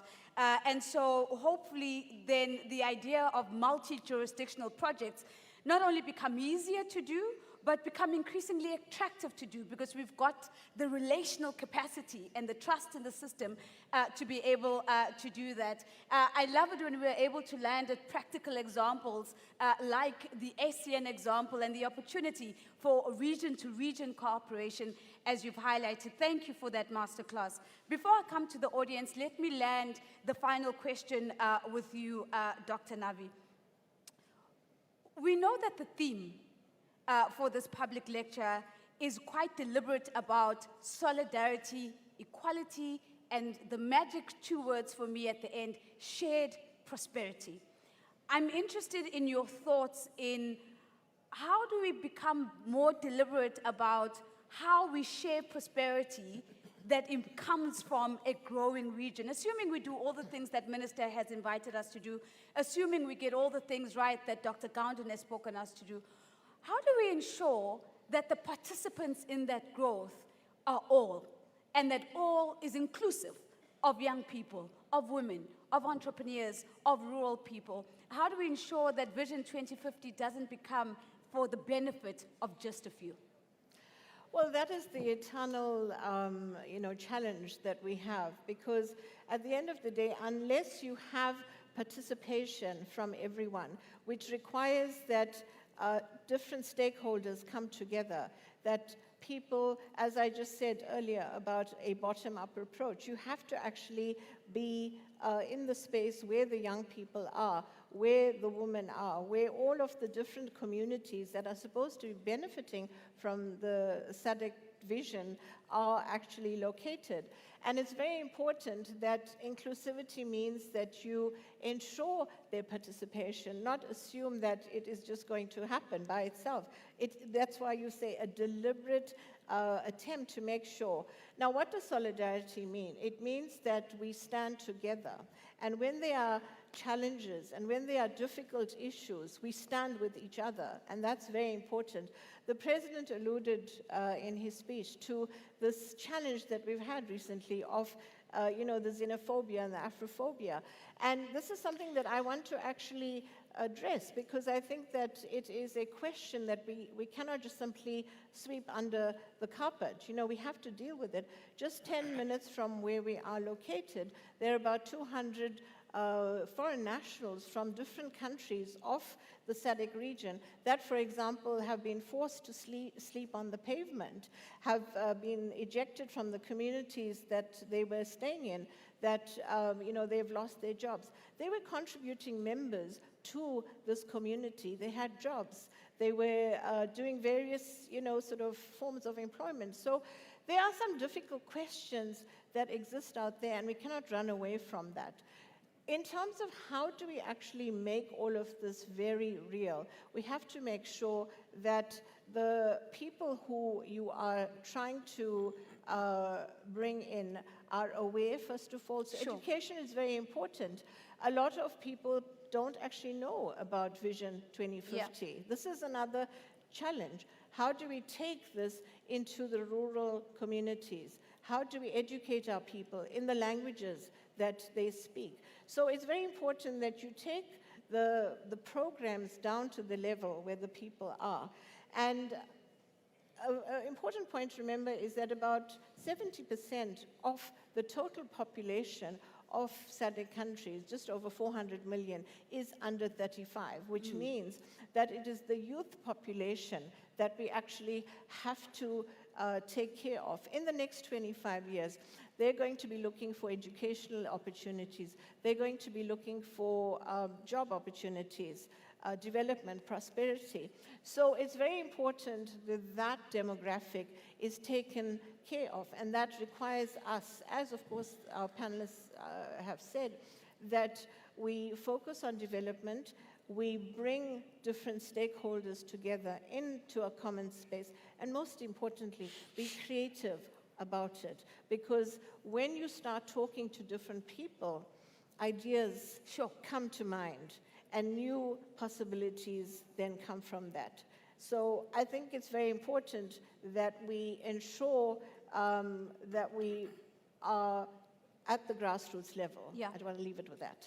Dr. Nadvi, I think it's a great response, because what it does, it reminds us that there's always the danger of a performative inclusion, one that doesn't actually reach people in the language that they understand, that doesn't always reach the demographic who then inherit the challenges that we're trying to navigate, and one that is performative in the sense that it doesn't impart any awareness or education.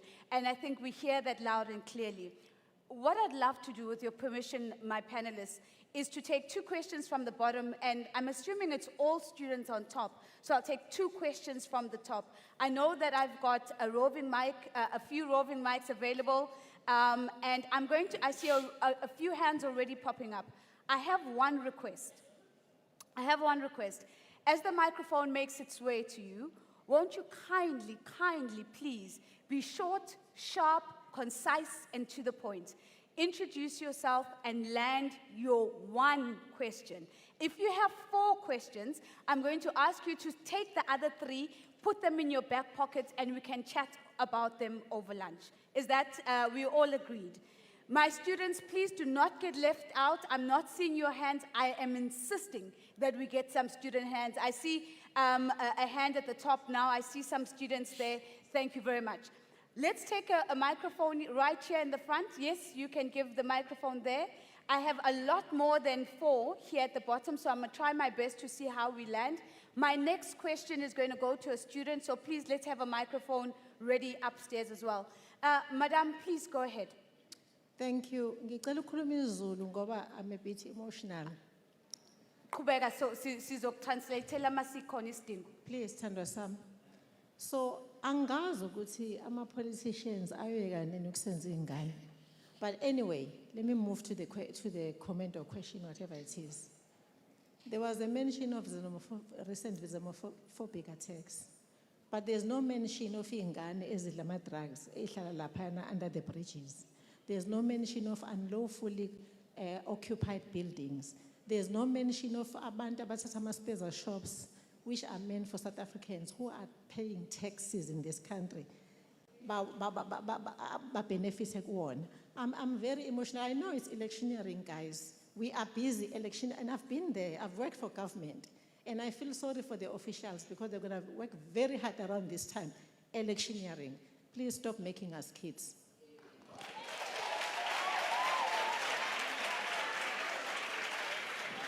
Thank you. Siyabonga. For the benefit of the panel, if I can very briefly translate, and then I'd like a student voice, please. Upstairs, let's get a microphone to the student voice. Dr. Nadvi, I think you'd be interested in this. Madame is raising the question to say, she's acknowledging that we're talking about xenophobia and Afrophobia, but she's saying equally important is the question of the criminal activity that we've also seen, the drugs, the unlawful occupation, the death of children in some instances.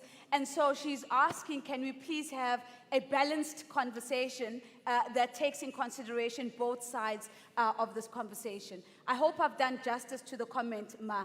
Let me take a student voice upstairs. If you've got a microphone and you're a student, can you be up on your feet very quickly so we can see you? Is that you? All right, so student is running down. Okay, as the student runs down, let's take this gentleman here who's already on his feet. My young sir, please go ahead. Greetings, thank you for the opportunity. My name is Anele Nyosana.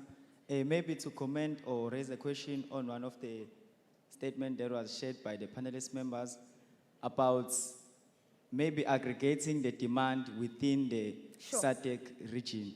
I think, as mentioned by the president, that if we can try to have parts of what we contribute towards the projects that we do, I think aggregating demand is good, but we can consider prioritizing increasing the supplies, because doing that might improve the trade balance into having more exports than imports. So I do believe considering more of improving supply than considering more of how we buy within ourselves can improve the states and the balance of the SADC at large. Thank you very much. So, Minister, I think that's definitely, Anele, thank you very much for your question. I think that's certainly for you. And Anele is saying, what if we bought more amongst ourselves? What if we produced an increased supply? Would that have an impact on the trade balance in the region? Well done, Anele. Where is my third question? Please, can you please go ahead? Thank you very much, Ngiyabonga. I'd just like to greet everybody who's under this place. My name is Amaningi Madlopa, and I am an agriculture student from the Pietermaritzburg campus. So I'd just like to point on something that the president did touch on. He did speak about how SADC has a lot of economic value in terms of we have the industrial potential, we have the minerals in this place. Yet, I think we fail to acknowledge that most of these resources have been monopolized already. So how can we tap into this industry which has been already monopolized so that the general or the communities under the SADC can benefit from this industry? Thank you. Amaningi, before you sit down, thank you for a brilliant question. So let me just make sure I understand. When you say that this industry has already been monopolized, which industry are you referring to? So it's the mineral industry. The minerals. Okay, perfect. Thank you. Well done. As a person from Maritzburg, I'm very proud of you as well. Very unfair, but I had to put that in. So let me get a final question. I haven't heard, I think, have you not asked a question already, madam? Okay, please go ahead. Sanbonan, good afternoon. Minister Parks, it's good to see you. We were together at BBC. My name is Juliet Miabo. I'm from Wekona, Women Economic Assembly, and also from TEDCOSA, representing township and rural entrepreneurs. I'm posing this question to Minister Parks, but it was sparked by the comment from our gentleman in the middle about African consciousness. Yes. And the principles that Steve Biko was focusing on South Africa surviving in the apartheid period. Currently, we are faced with serious economic apartheid. I'm not going to say more, but I agree and support what the lady is saying, to say, what about South Africa? So the question is, Minister Parks, how can we prioritize South African trade? And I'm being specific, also being conscious that we are within SADC, because South Africa has challenges that they have not dealt with that came from the apartheid era into now. So how are we going to be able to even attempt to have an African consciousness when we have not established or even gained any opportunities as South Africans who've survived apartheid and who are trying to survive what we are faced with currently? And we are in agreement and we will support Vision 2050, but as South Africa, how are we going to be able to do that if our trade and businesses are not supported? Thank you. Thank you very much. Thank you very much. I want to apologize in advance, Ngiyaxolisa. I can see there are lots of hands and the time just does not permit. So please forgive me for not coming to every single hand that is up. I'm going to come back to the panel to give you an opportunity to respond to the questions before we wrap. Let me maybe start off with the issue that I think is that was landed most emotively, and invite Dr. Nadvi to take a stab at it. But Dr. Gounden, you're more than welcome, and Minister, you can also speak about that. And that was the question of balancing the narrative, and not only the narrative, balancing the action. What is your response to that? How do we make sure that we are speaking truth to the challenge as well as the opportunity? Over to you, Dr. Nadvi. So I agree that we have to, as I said, deal with the difficult questions. And criminality, illegal migration, those kinds of things are difficult challenges that we have to face. They are realities in our society. Criminality is something that you will find across the region, across all countries. We find it manifesting itself in particular ways in South Africa. So whether it's the illegal drug syndicates, or it is human trafficking, or whatever the case may be, those all have to be dealt with through legal processes. Sure. The balance to that is we do not then start to target our brothers and sisters from other African countries because we are trying to tackle criminality and assume that everyone is guilty of crime. So there's got to be a balance, and you cannot then remove the human rights and dignity of our fellow Africans by putting them all in the same sort of pool and saying, okay, all South Africans are bad, or whatever the case may be. You have to have a balance and understand that you treat criminals as criminals, regardless of what their nationality is. You treat, human beings as human beings, and you make sure that they receive the dignity that they are entitled to. So I think it is a difficult balancing act, but our government has, in the last several months, put resources in place to make sure that those difficult questions, for example, the question of border management is dealt with. So the balance has to be achieved, but never suspend Ubuntu.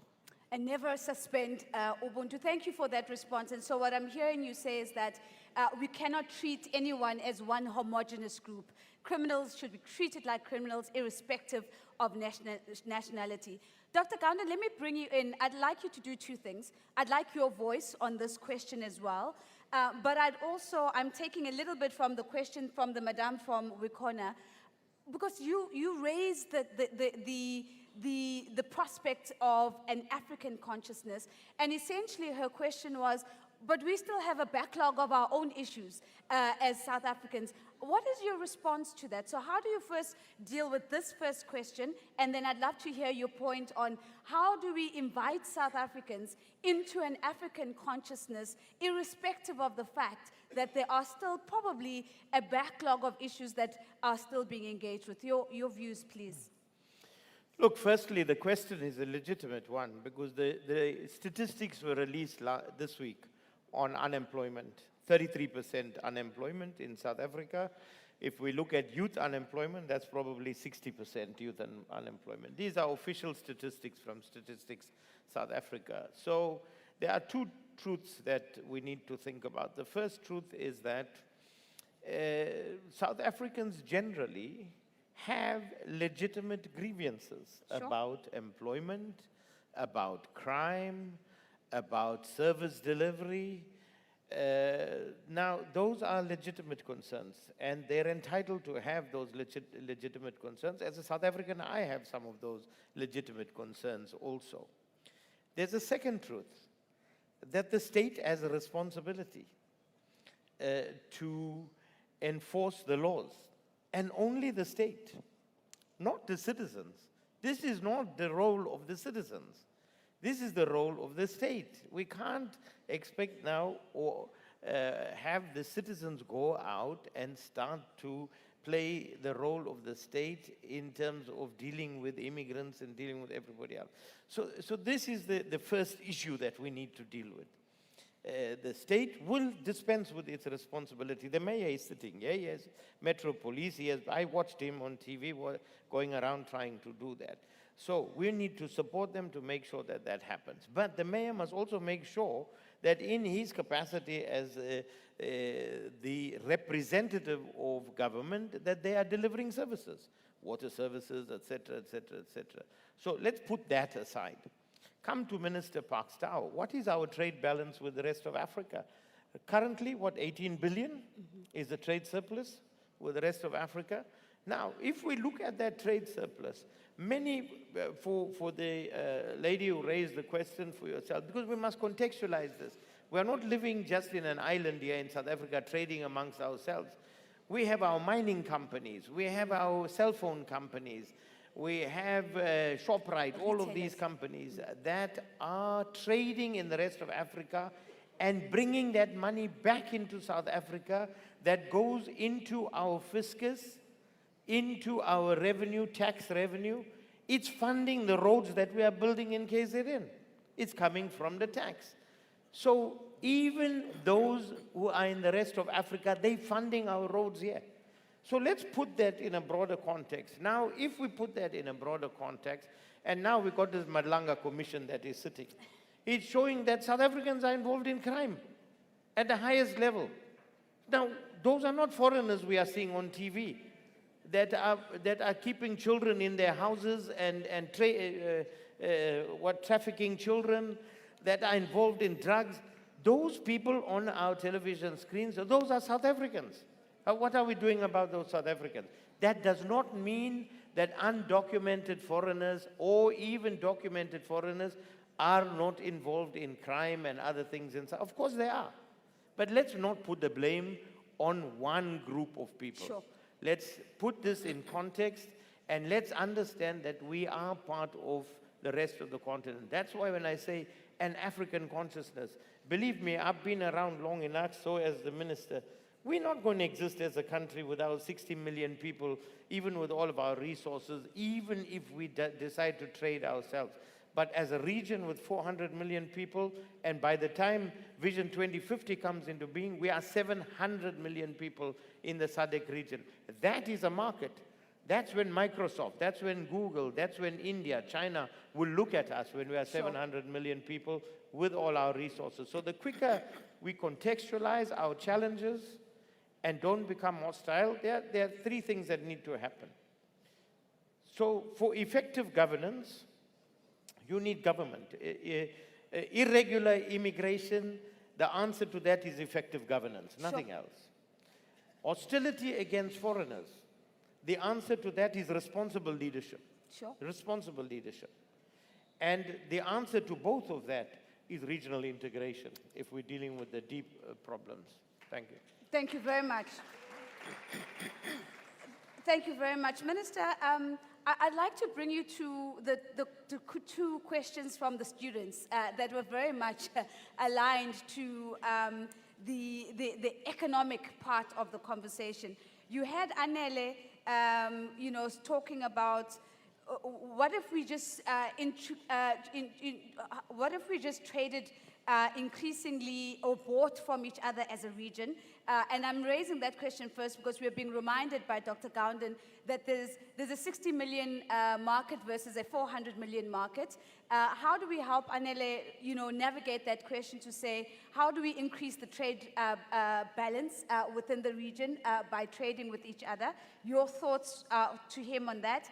And then Amaningi, who raised the question, she says, I hear us talking about the minerals. I hear us saying that here's the opportunity where we are already outperforming, but if you peel a layer back in the industry, you might find that there are already monopolies, and you might find there are already big players that have monopolized those minerals. How do we speak about putting the economic power in the hands of ordinary people when there are few players who are already dominating the space? So those two questions for you. Well, firstly, let me say that we have made progress. Yeah. I think the fact that we have agreed on the continent, on the Africa Continental Free Trade Area, is a huge step in moving us in that direction. The fact that we have created a single market, Yeah. the fact that we've agreed on rules of origin where products that are produced in South Africa would be recognized in the DRC, products that are manufactured in Egypt would be recognized in Nigeria, is reflective of a realization by our leaders that says we need to integrate and we need to create the rules that enables that integration. And we've now been working actively in agreeing on the protocols that enable the implementation of the Africa Continental Free Trade Area. So now that we have this in place, we have to back it with the appropriate investments. Because you've created the policy instruments that enable you to move forward, you now have to match that with the appropriate investments that ensure that the ambition is achieved. Because the rules are now set for the ability to trade. It is now about ensuring that you finance it, you build the infrastructure, you ensure that your ports are ready, that your ability to have cross-border trade happens easily, and those sort of things are resolved. And we don't spend enough time, and I'm doing this somewhat deliberately, we don't spend enough time talking about the things that we've already achieved. Sure. Talking about the fact that when we're talking about increased trade on the African continent, it is because the policies are now in place that enables that. Now, we also need to invest. So the minerals are not necessarily monopolized. In fact, Africa is underexplored. So the level of exploration of our minerals, our ability to have determined that we have these minerals here, this can be mined. I mean, in South Africa, which is one of the most explored areas, we're still at 30%. We still have 70% of our minerals that have not been explored. And the same applies to many other countries where the opportunity to gain a license, the opportunity to participate is there because we have the opportunity now to explore, which brings me back to the point about, well, there's the South African problem of people who are historically disadvantaged, who have not had the opportunity to prosper. And that's the discussion that is fairly topical in the country in relation to Black economic empowerment and what we need to do to advance Black economic empowerment. The first is we need to build capability. So when we're talking about the country's broad-based Black economic empowerment policies, we say we allocate points to companies and government departments that are measured entities on the basis of the number of Black people they take to school. Sure. So skills is an important part of what we measure. I always say to people, you can get a bursary from Anglo-American.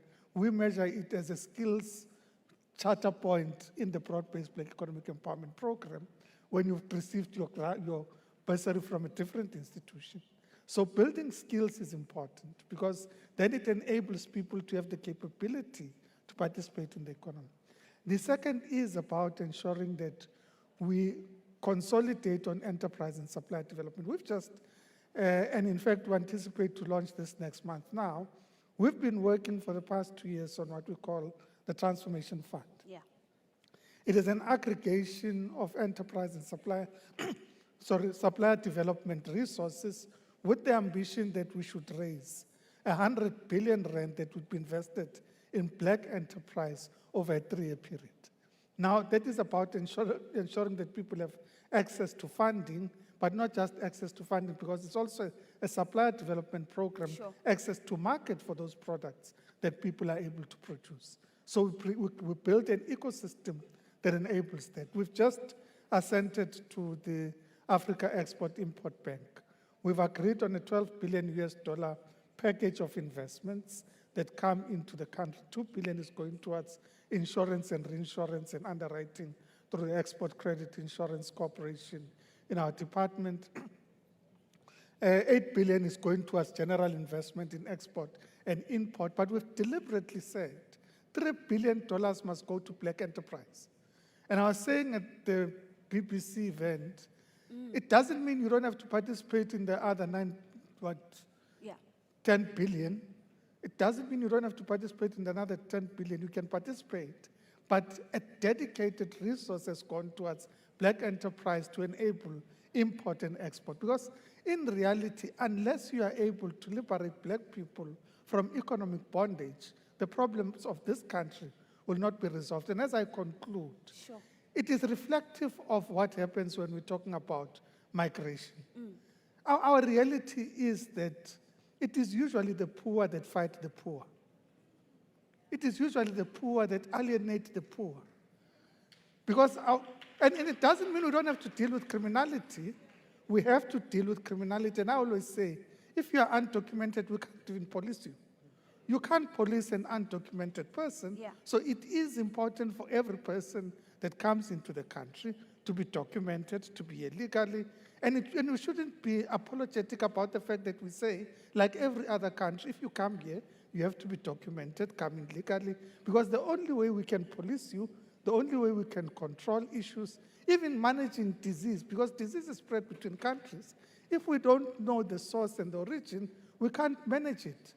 In as much as you can get disease from South Africa and export it out of the country, if we don't know you, we can't say when there's an outbreak of listeriosis in South Africa and you export the disease to another country, we don't know where you are, where you're coming from. It shouldn't happen. So the state must be decisive in dealing with these issues. But that doesn't mean that we should not address the most important issue, which is that what is most critical, not just to South Africans, but to all of us in SADC, is to build prosperity for our people. Because when people are prosperous, they are less likely to be worried about their neighbor. Because migration is a very emotive issue. Migration is an extremely emotive issue. You know, let's talk about the reality in our own country. Are there people in KZN that say, no, we don't want somebody to get a tender in this department, in this province, that comes from the Eastern Cape? These things happen.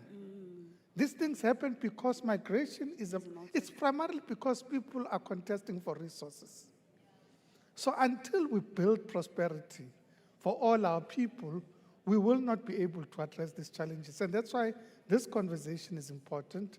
That's why the efforts that we're undertaking are important, so that we're able to build prosperity for all. Thank you very much. Thank you very much. Thank you very much, Minister. So we're out of time. I'm going to release you. As I release you, I'm going to ask for one final thing. I like to put my panelists on the spot just before they leave, and I'd like to invite you to think of a billboard. Minister, we've done this a lot of times, so you've become really good at it, so I'm going to let you go last. I'd like you to think of a billboard, and this billboard captures for you what you're taking from this conversation. More practically, I've got colleagues in the media who are waiting for the headline for the 7 p.m. news and what they're going to put on the newspapers tomorrow. So this billboard is really going to help them.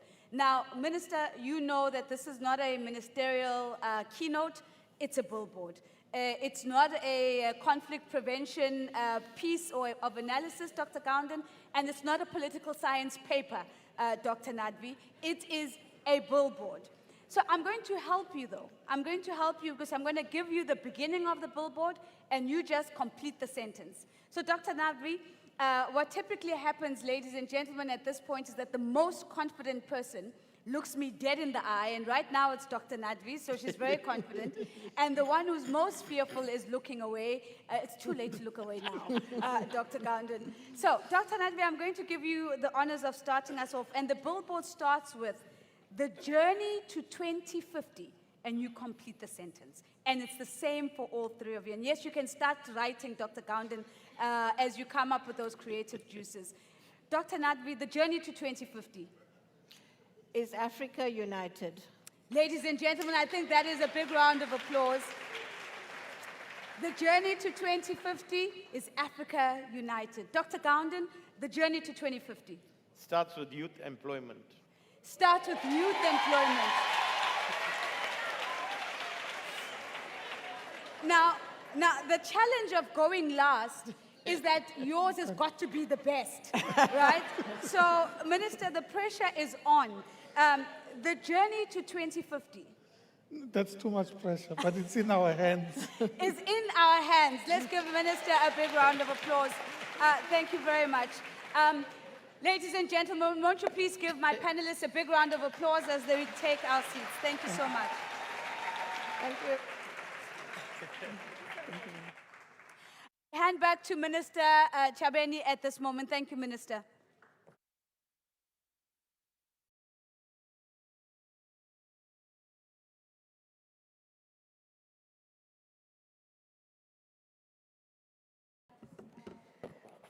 Thank you. I know for my colleagues, the ministers of foreign affairs, we are under time pressure, but we're going to get ourselves out of here soon so that we can go and finalize our mandate as mandated.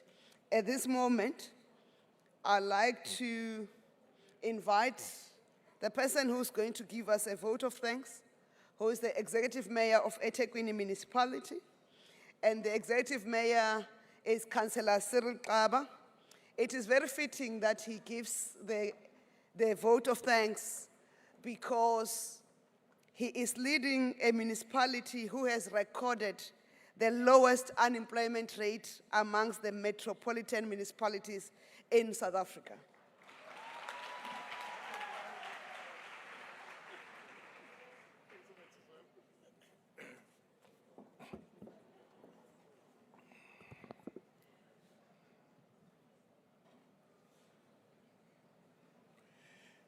Program Director, I'm going to be short. Thank you very much. I wish to acknowledge protocol that has been declared, and really thank you for this opportunity. I wish to say that it is my distinct privilege and honor to deliver the vote of thanks on this historic occasion. First and foremost, I wish to extend our profound gratitude to His Excellency, President Cyril Ramaphosa, for delivering a stirring and visionary keynote address. His words have reinvigorated our collective commitment to translate the aspirations of SADC Vision 2050 into tangible actions. Into tangible actions that will uplift the lives of our people. We are equally grateful to the Executive Secretary of SADC, His Excellency Elias Mkhosi, for his insightful remarks, and to our distinguished panelists, Minister Pax Stawu, Dr. Vasu Govender, and Dr. Nadvi, for their rich contributions. The high-level dialogue expertly moderated by Ms. Nozipo Shabalala has provided us with practical ways towards industrialization, regional integration, and inclusive development. I extend our sincere appreciation to the University of KwaZulu-Natal leadership and its Vice Chancellor for hosting us, and to the KwaZulu-Natal provincial government led by the Premier for their unwavering support. To the Program Director, Minister Chabeni, we thank her for steering these proceedings with distinction. To all delegates, academics, students, and members of civil society who participated so actively in the interactive discussion. Your engagement has, in fact, enriched this deliberation. The question and insight raised today underscore the vitality of public ownership in this regional project. As the mayor of the city, I reaffirm our commitment to being a gateway for regional trade, investment, and dialogue. Our Port of Durban and the King Shaka International Airport stand ready to facilitate the economic transformation we seek. The Durban Port, supported by the well-developed road network, boasts world-class facilities capable of meeting the needs of our respective communities. It is therefore not simply a South African asset, it is an African asset. In closing, let us carry this spirit of solidarity, equality, and shared prosperity beyond these walls. Let our collective resolve translate into concrete investments, inclusive growth, and sustainable peace across our 16 SADC member states. May the outcome of the 6th Summit of SADC Heads of State and Government continue to inspire us to build the Africa we want, the Africa we want to live in. Thank you very much.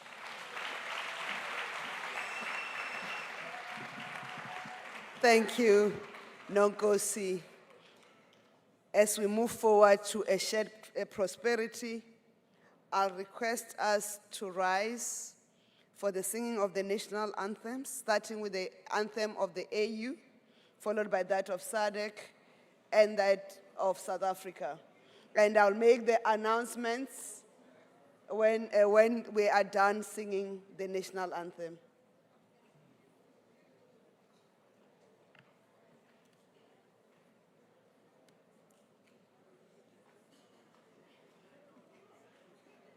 And those are important announcements, so let's not walk out after the singing of national anthems. Let's wait for the announcements.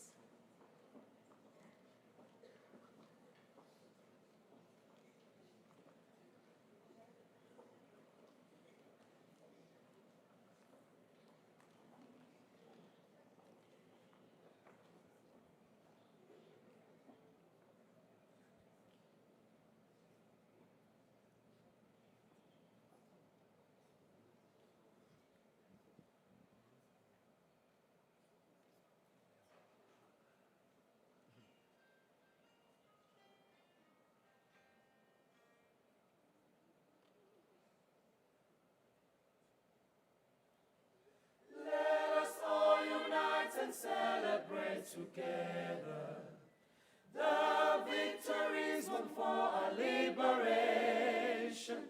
Let us dedicate ourselves to rise together to defend our liberty and unity. O sons and daughters of Africa, flesh of the sun and flesh of the sky, let us make Africa the tree of life.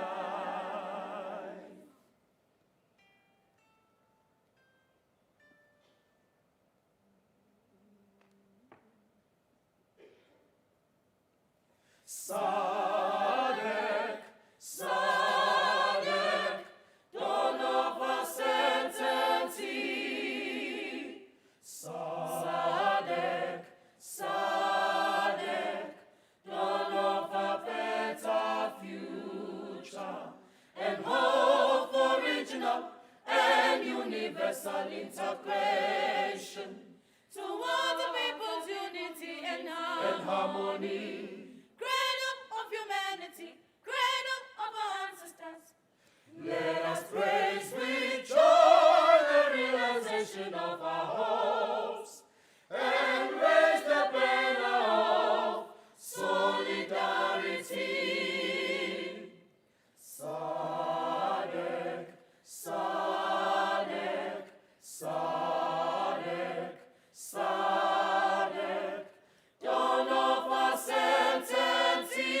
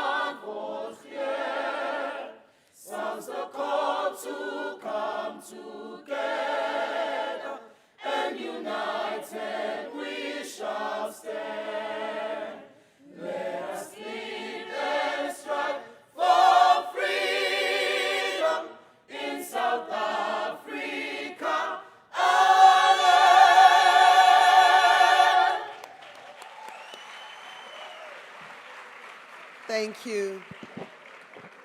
I'll request the ministers of Foreign Affairs and the delegations to leave for the ICC so that we can commence with our next session at 1500 hours. For luncheon will be served in the marquee across the venue here at the university. Asante sana, muito obrigado, ndoribua, zinkomu kambiri, ndatenda, mesibuko, tangi unene. Thank you.